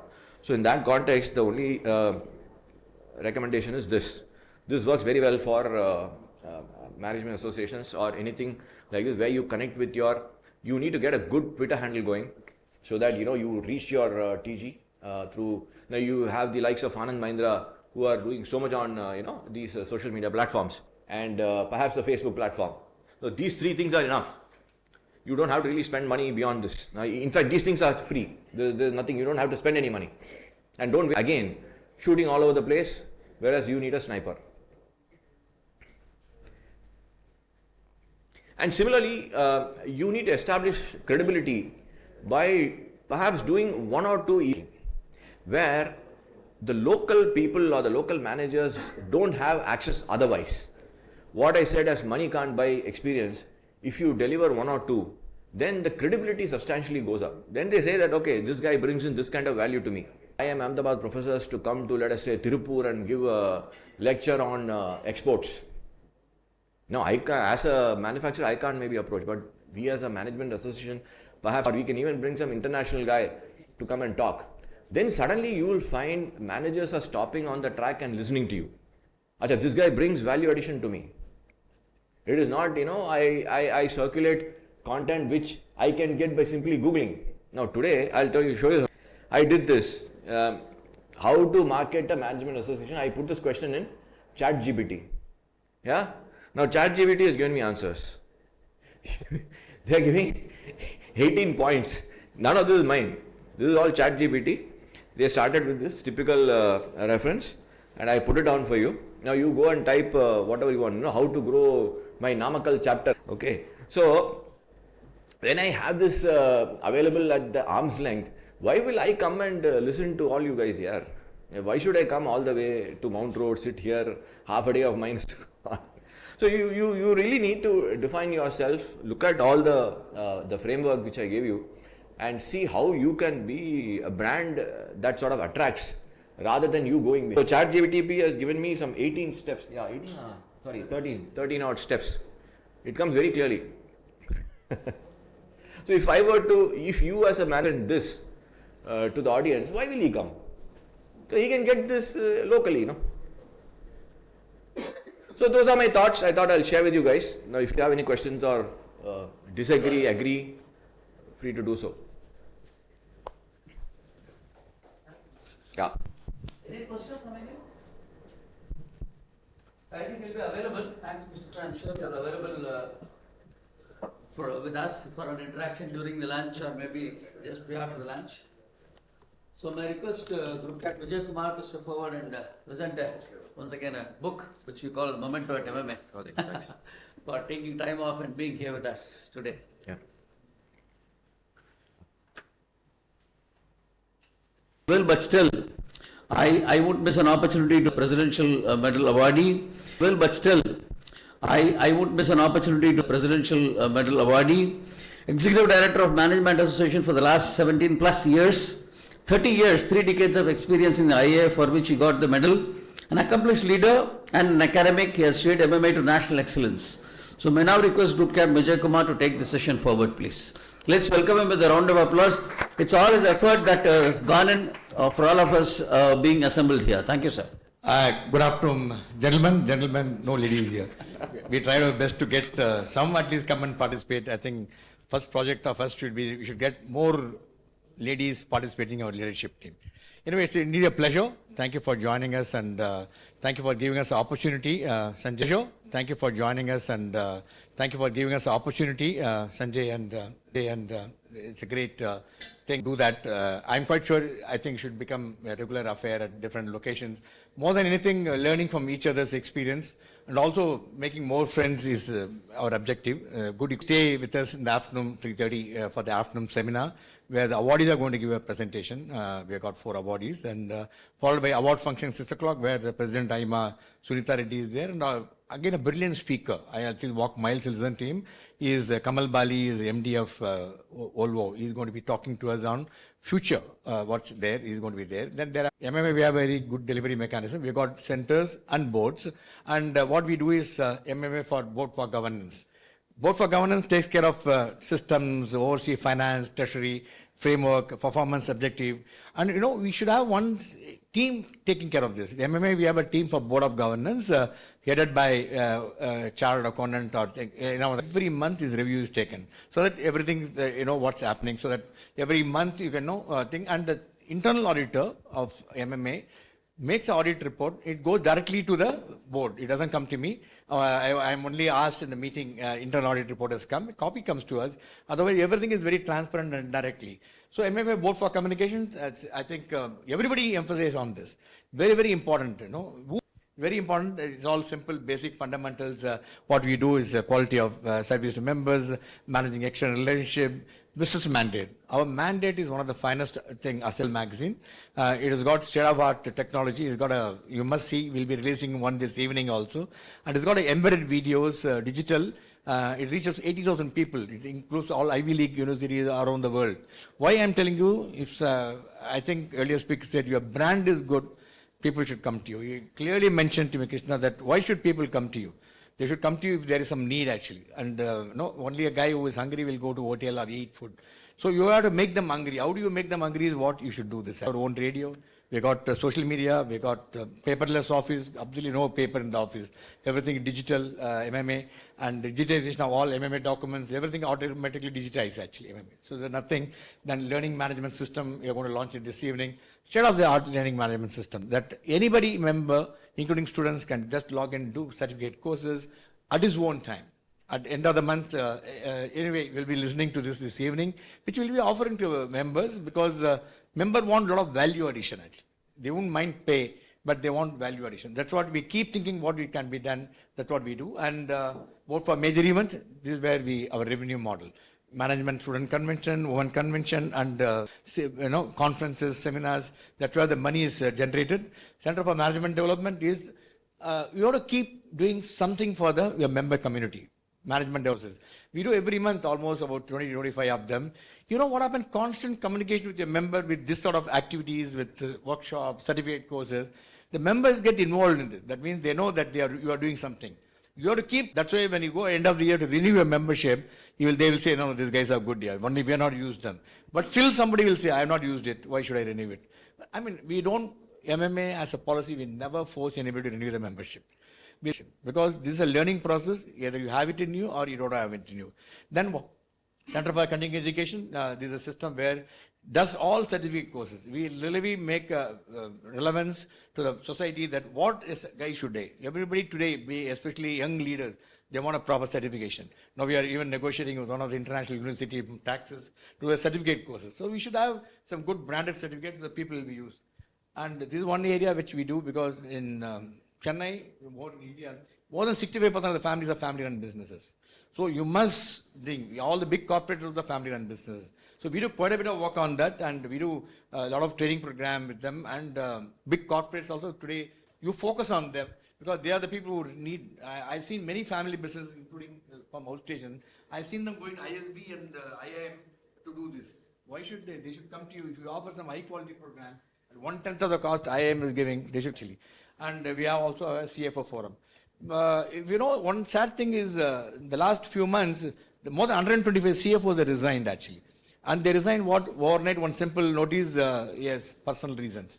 I mean, that is not a good sign, a CFO. So what we want to really tell them, as for the Companies Act, SEBI Act, they should be able to give a reason why. Because after the CFO leaves, after 2-3 months, a big fraud comes in the company. Now, these are the things which are a very serious issue. Focus what is actually impacting the society, impacting the members, and we pick up and design program accordingly. Like for example, CFO forum, we are doing every month we do an event actually. On YouTube, live on Facebook, Twitter. I always share everything with LMAs.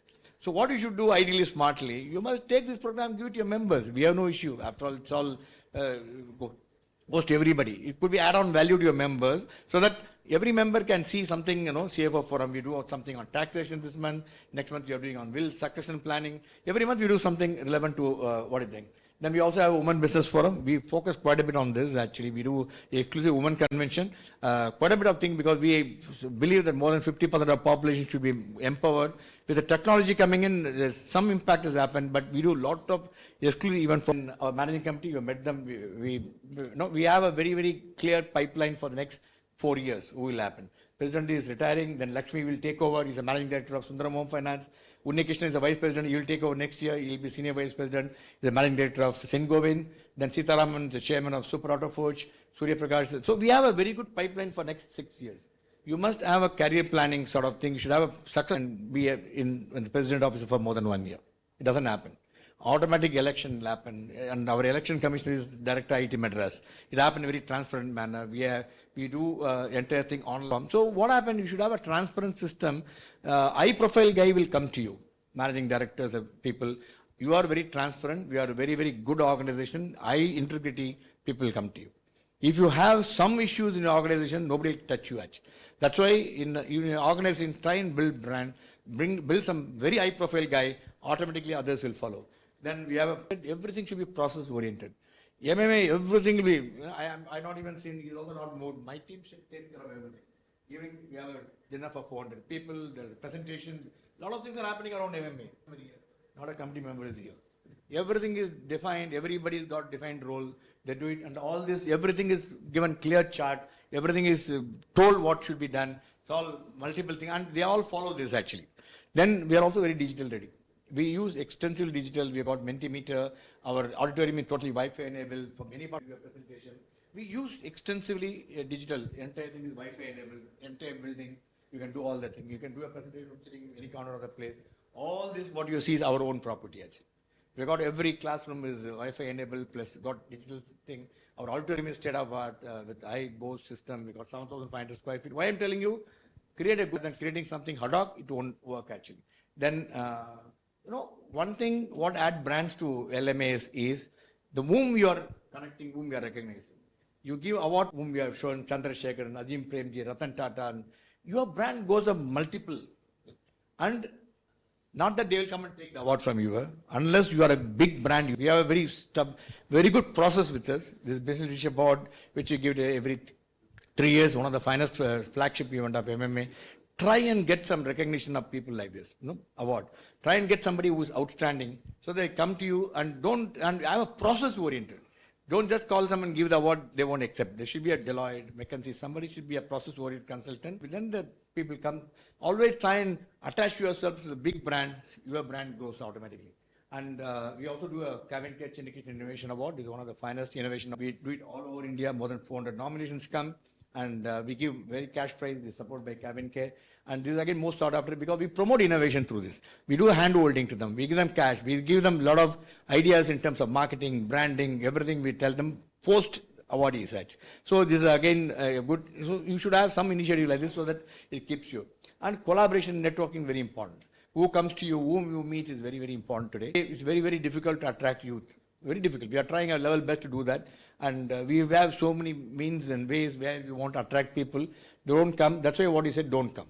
Every single program MMA is live on YouTube, Facebook, Twitter, webcasts, articles, multiple things we do. So we continue to engage with them. That's the only reason you can be very. So what is my key takeaway of my presentation today is the financial management. Your finance has to be top class. It should be a process and system. Patavi told you in clear terms what it should be done. So I don't want to repeat. So MMA, the financial management is top class. Not a single objection, no tolerance from the committee actually. Every month we give a detailed report. There's a detailed process management review report I give. GST has been paid, income tax has been given, TDS has been given, everything is given. All dues, overdue. All of them overdue payment beyond 21 days. No outstanding, no write-off. So this is how the processes are set actually. Then professional secretary management. One thing which is lacking in many of the LMAs is you don't have any professional secretariat. The president, secretary, treasurer runs, it doesn't happen. They've got a job to do. You must, even if it's a small team, MMA is a very small team, we are just about 18 of us. Even 2-3 people develop a good small team and you give peanuts, you get only monkeys. Make sure that you give some 2-3 guys who are very good, who should be able to run it independently. Empower them. I've seen LMA, they keep nagging president. What are you doing? Come, have you done this? You have to leave them work. If it doesn't work, you change it actually. At the end of the day, you have to empower. In MMA, I mean, we are privileged.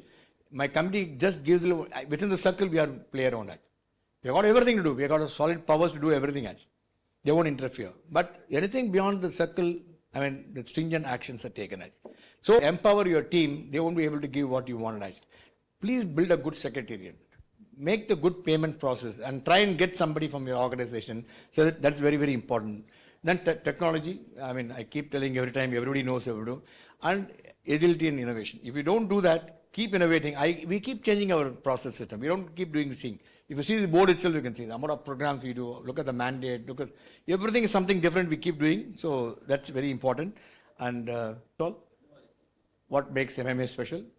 Nothing. You are all here today. That makes us special. And no, we are very clearly defined tenacity, boldness, and inclusiveness. And the journey of excellence always continues. This is my short presentation. Idea is what we want to share with you is that it is possible. And it is not easy to make a building like this. It's worth about 45 crores. We are the only people in this area with some undercast parking. And we need to connect on them. Again, she's there. He's a managing director of a big company in Madras City. So he's with me because he's a part of our team actually. He runs the entire MMA. Like this, we have from Namakkal, Mr. Ganeshan is there. Chapter. I know if he's there, a couple of people will come and listen to us. Like we have from chapter different people who come and help us. MMA doesn't have anybody. We run everything through others. There is an emotional connect between the team, the management, and the members. So they love to come and help us.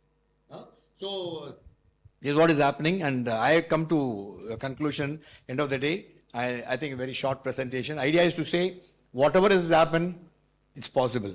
When we can do, you can do it actually, and we can do much more. I know a lot of agenda is given by the committee. Let's all work together.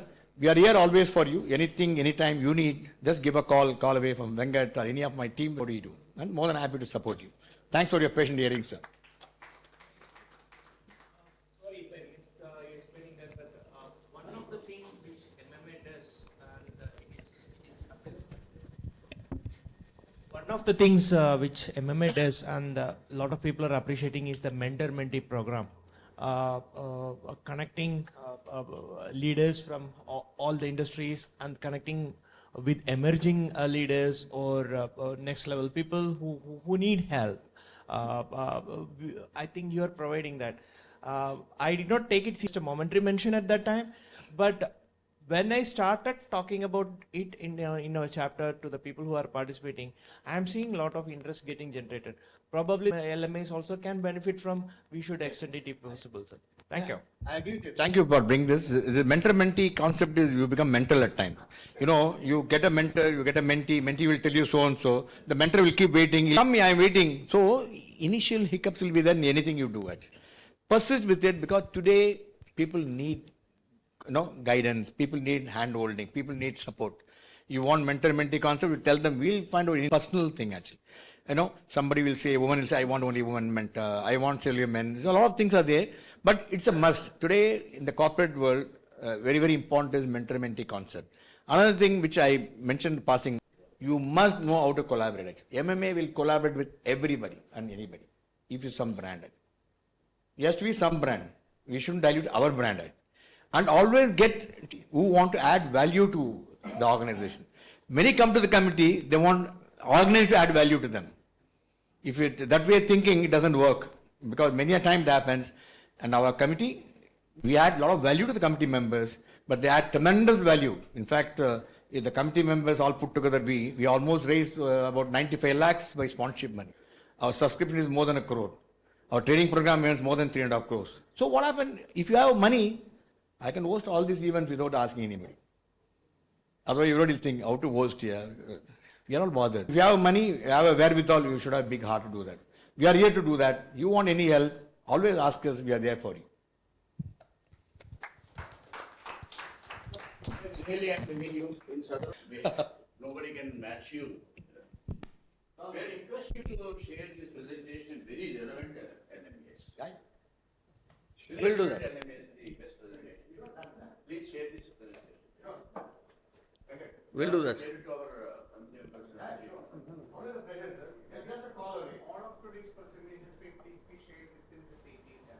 We will do that, sir. We will do that. We will. Banu, may I take? Thank you. Thank you. Thank you. You mentioned regarding a slide mentioned about ISO certification. There are many ISOs. What was that specific thing for general or something? Yeah, it's I 16801 and after ISO. That was the highest.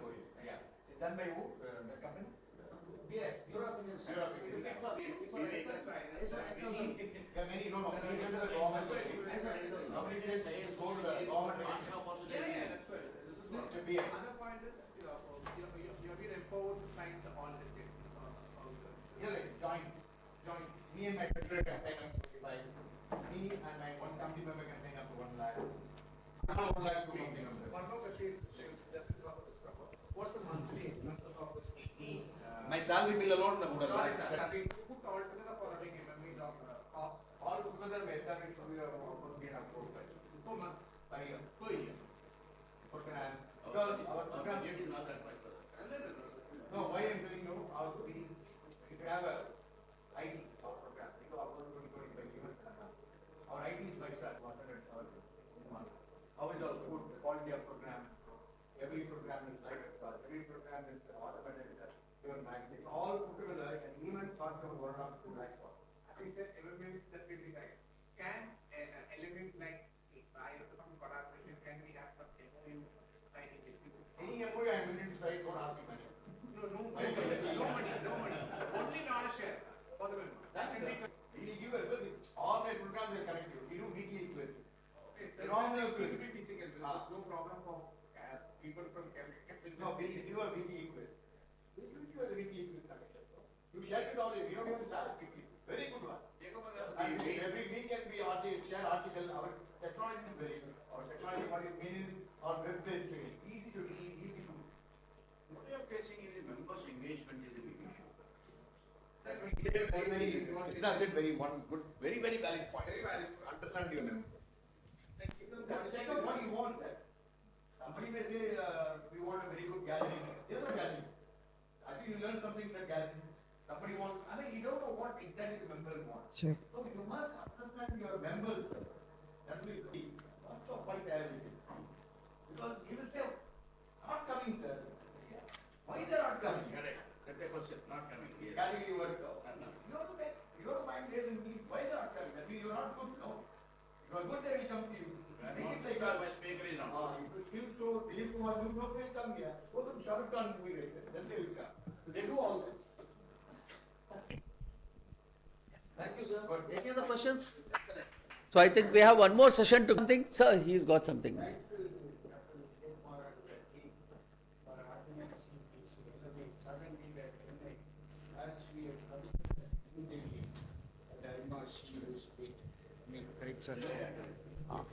Thanks to Captain Vijay Kumar and their team for organizing the Southern LMA meet after a long time. As we have committed in the LMA CO meet at New Delhi. Thank you, sir. Thank you, sir. So I think Madurai management is MMA. So thank you, Group Captain Vijay Kumar. I think for all other guests, Group Captain Vijay Kumar, I think we'll give him a big round of applause because he's been a real inspirational leader. Let me tell you that all of us working with him, real inspiration. So I think a lot of things we can interact with him during the lunchtime and all that throughout the day, in fact. And please take a lot of takeaways for your LMAs from him. Next. Yes.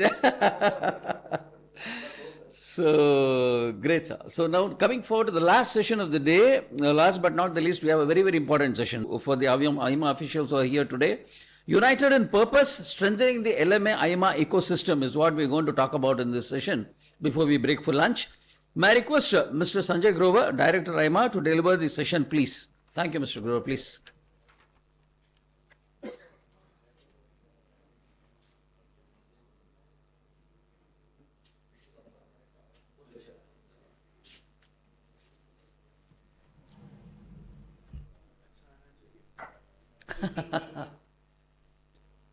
Yeah.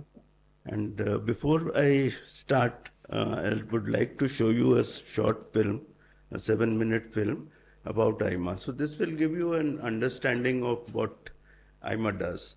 Many of you would have seen this film earlier, but for some it will be a new thing. So it's a 7-minute film. No, I'm all right.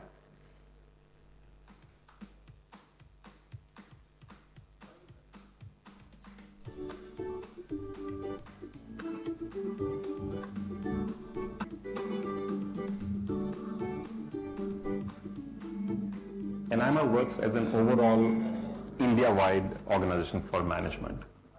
It has for long supported, promoted, and nurtured the management movement. and it's also reached overseas to try and connect the world with India as well.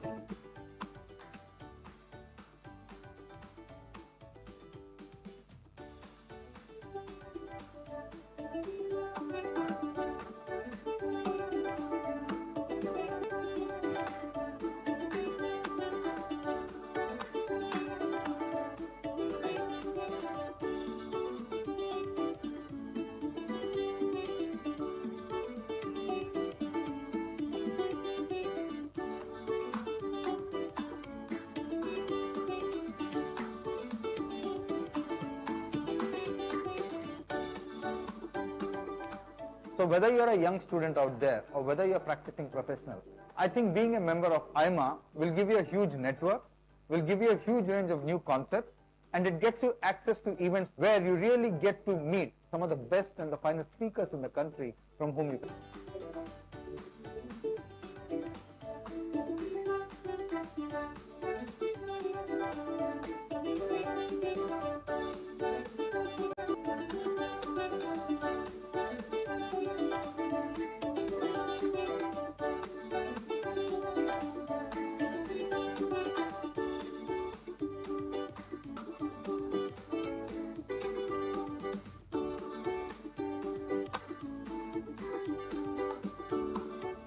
You know, every manager needs to be updated in terms of the latest techniques, the latest thinking, the latest direction. You update yourself in various aspects of it.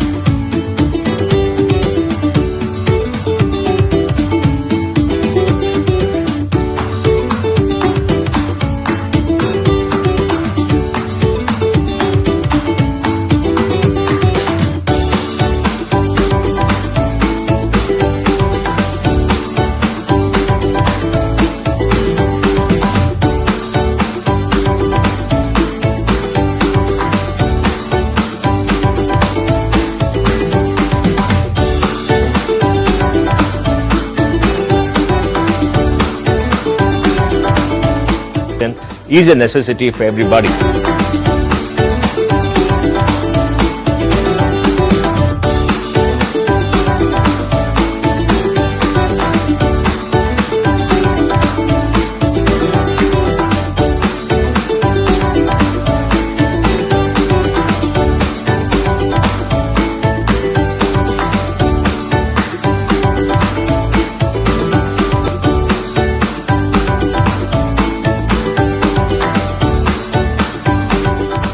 IMA has been known for its testing services. For instance, the management aptitude test, which is very popular, of late catering to admissions and also to recruitment services.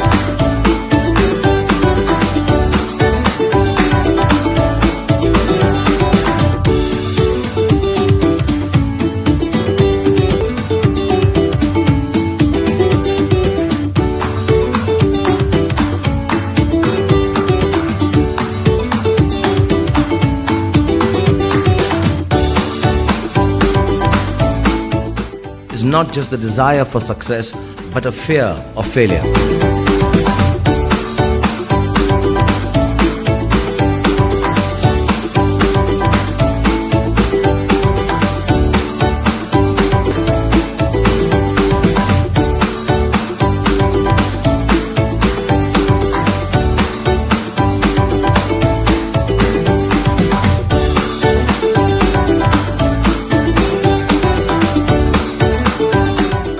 IMA is an institution that all of us are proud of. We are proud of its legacy. We are proud of the role that IMA plays in society.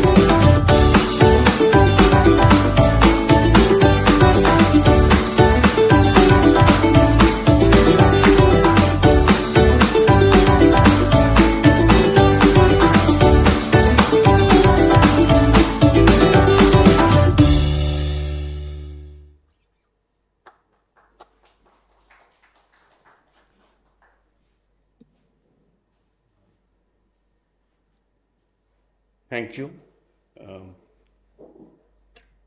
I'll talk about IMA and the LMAs. IMA is almost 70 years old. Next year we'll be celebrating our 70th year. And some of the local management associations are older than they came together and then we had set up this national body. We are based out of Delhi and currently we have 68 affiliated associations which are affiliated to us. Chandrasekhar sir, you said Madras is the best in the southern region. I would say Madras is the best in the country. Okay. So we have 68 LMAs. They're of different sizes. Madras being the largest in terms of number of members and turnover, etc. But there are some very small associations also, like the namesake MMA, Madurai Management Association. So there are of different sizes. All of you can become MMA, if not tomorrow, one day definitely. But the effort needs to be there. And I would suggest, as I mentioned earlier, two parts I will talk about. One is governance and finances. Governance is very critical for any professional organizations. In fact, it is even more so in the case of associations that are owned equally by all members and have no controlling promoter to decide their objectives and behavior. So the associations need to be, the governance there needs to be the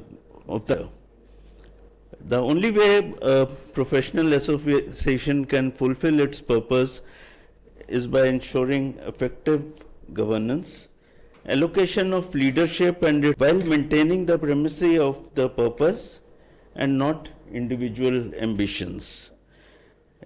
An association is only as good or bad at it as its members. Effective governance begins with membership. An association is more about like-mindedness than having same occupation. So governance is the key. All of you have memorandum of association through which you have registered with the. We keep requesting all our LMAs to please follow what you have written, what you have committed, either to the government or to IMA, or where transparency in your activities and running of the association.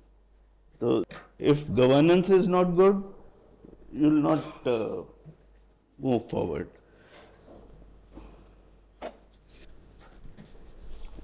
And when I say governance, it means follow your memorandum. If president term is 1 year, so follow whatever you have written, whatever you have committed. That is the key, right? And then we come to succession processes of each leadership positions.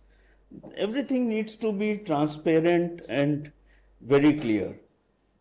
All sensitive functions, which I think Group Captain also mentioned, must have committees to consider important matters and leadership. For an example, financial matters must be handled by a committee and not by an individual alone. Somebody asked a question on signing authority. At IMA, we also follow the signing authority. Amount may vary with what MMA does, but there is a proper system. Signing authority, a certain amount of check would go out to the treasurer or that happens. And then I come to finances. Financially, a strong LMA explores local sponsorship, event partnerships, and creative collaboration. Self-sustaining. You see, I had a boss who is not anymore. Simple thing. If your finances are good, everything is good. So that is true for your personal matters also. So if your finances are good, everything is good.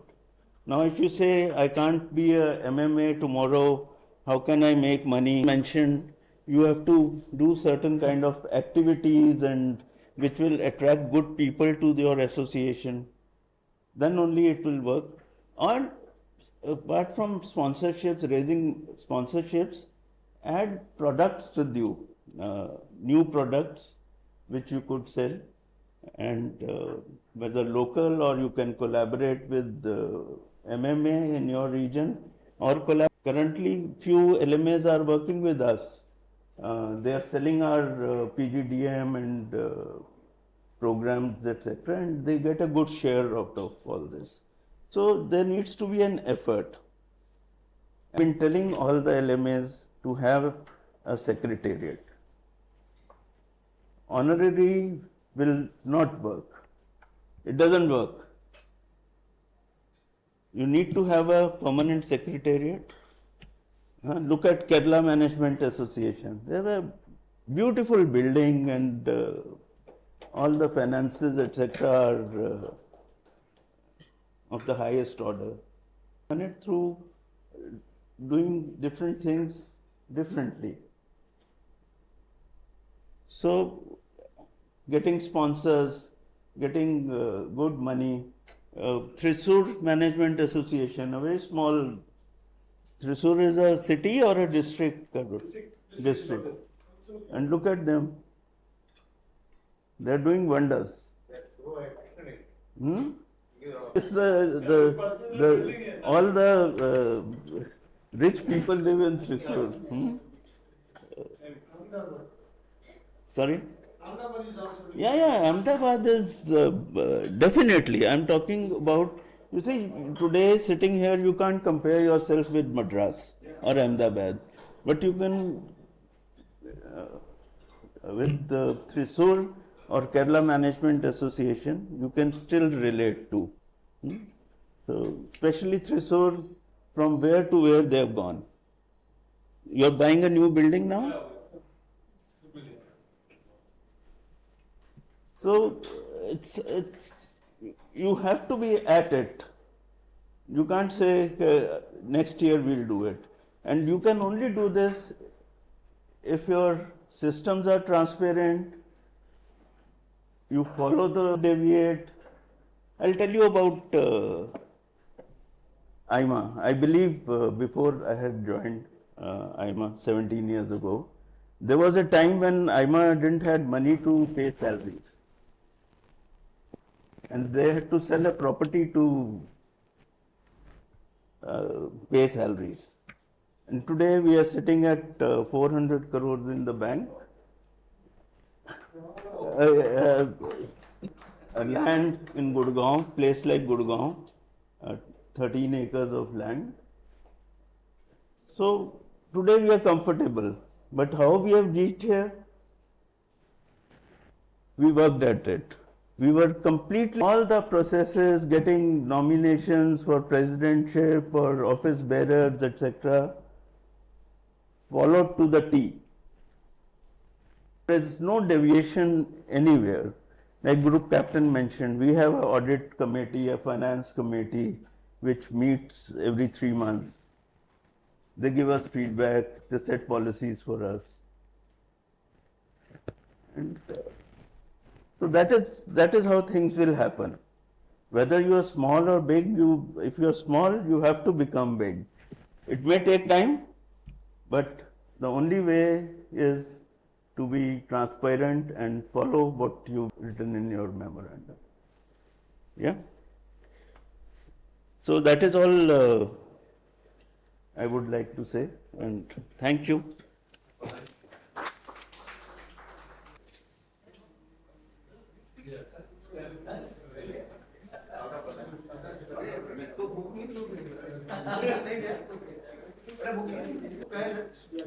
எடுத்துன்னு வர sir கீழே. யா யா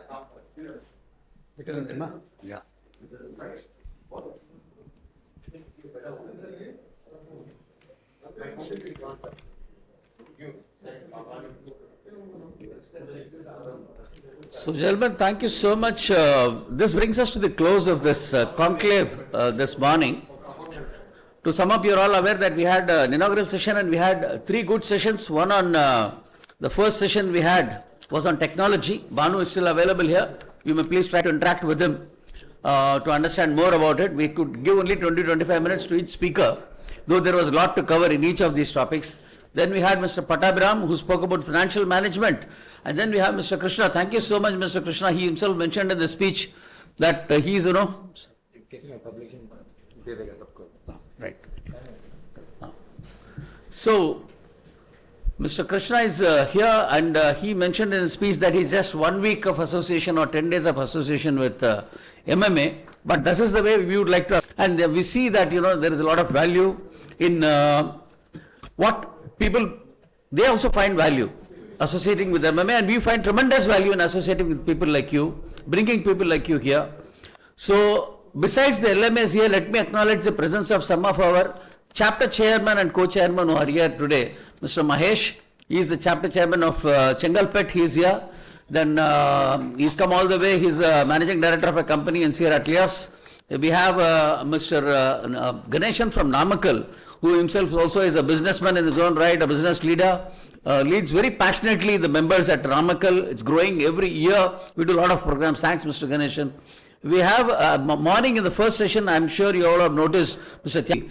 Sona College and the entire Tyagulia group, he is the vice chairman. He was here in the morning in the first session all the way from Salem, and he heads our Salem chapter. There we have Mr. Soundarajan and Mr. Suresh from the Salem chapter here with us, representing the vice chairman. We have Mr. Karan, Mr. Jawaharlal actually heads the, he is the chairman at Vellore, and we have a vice chairman in here. So you see, some of them could not make it today, but they're all watching this program live, I suppose. We have taken this live so that all these regional MMAs who could not join us today are also able to watch this program live, and all our chapters. Sri City, yeah, we have Balaji. That's another chapter at Sri City, and thank you, Mr. Balaji, for joining in. Yes, sir? Yeah, I've told Vellore, yeah, I've mentioned. So we have so many others. Our Atur chairman was to come yesterday. Unfortunately, fortunately for him, he had to travel on an abroad tour, suddenly official commitment, otherwise he would have been here. So a lot of interest. I thank each one of you for having come here. And anything I have missed, Vijay sir, did I miss anything? Anyone? So thank all the, yeah. So, yeah, please sir, please sir. So we are getting something, a book to read back, because we are having a book that is being released today. I'll tell you what this history of the little background about this book. We have heard a lot of people come and speak at MMA. So once they speak at MMA, and then that goes out of the memory. How do we people know? Like today we showed about Mr. Ratan Tata. Who knows today, who joins a member, what did Ratan Tata speak at MMA? So scheme, they said, we will pick up 21 or 22 best talks from the last about 15-20 years, and we'll print them as a book. The book will also not only have the written part, it will also have the link to what they have spoken. So when they read the article of the transcript, they will also scan the QR code and listen to the original lecture. So we had the warranted couple of years ago, a huge success. Today we are going to inaugurate the volume 2 of the book in the evening, but you're all our special guests. So I think Group Cap Vijay Kumar is going to present a book to all of you.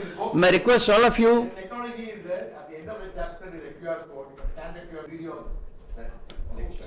So this is our coffee table book. To give some idea how we have grown from 1956. Because as you rightly said, you can't grow overnight.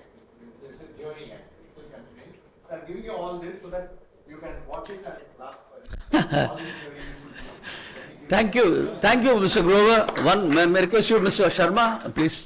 I thank all of you also to please pick up a copy, and wishing you all the best. Thank you all for coming over. I will not take any more of your time. We break for lunch, but we are all available here. We once again reassemble at 3:30 for the seminar at the seminar hall on the first floor. But in case of commitment, please come back to us at 5:30 before we start the award function today. Thank you, ladies and gentlemen. Have a great day. Have a lunch. Yeah, please come. You want to say something? Okay.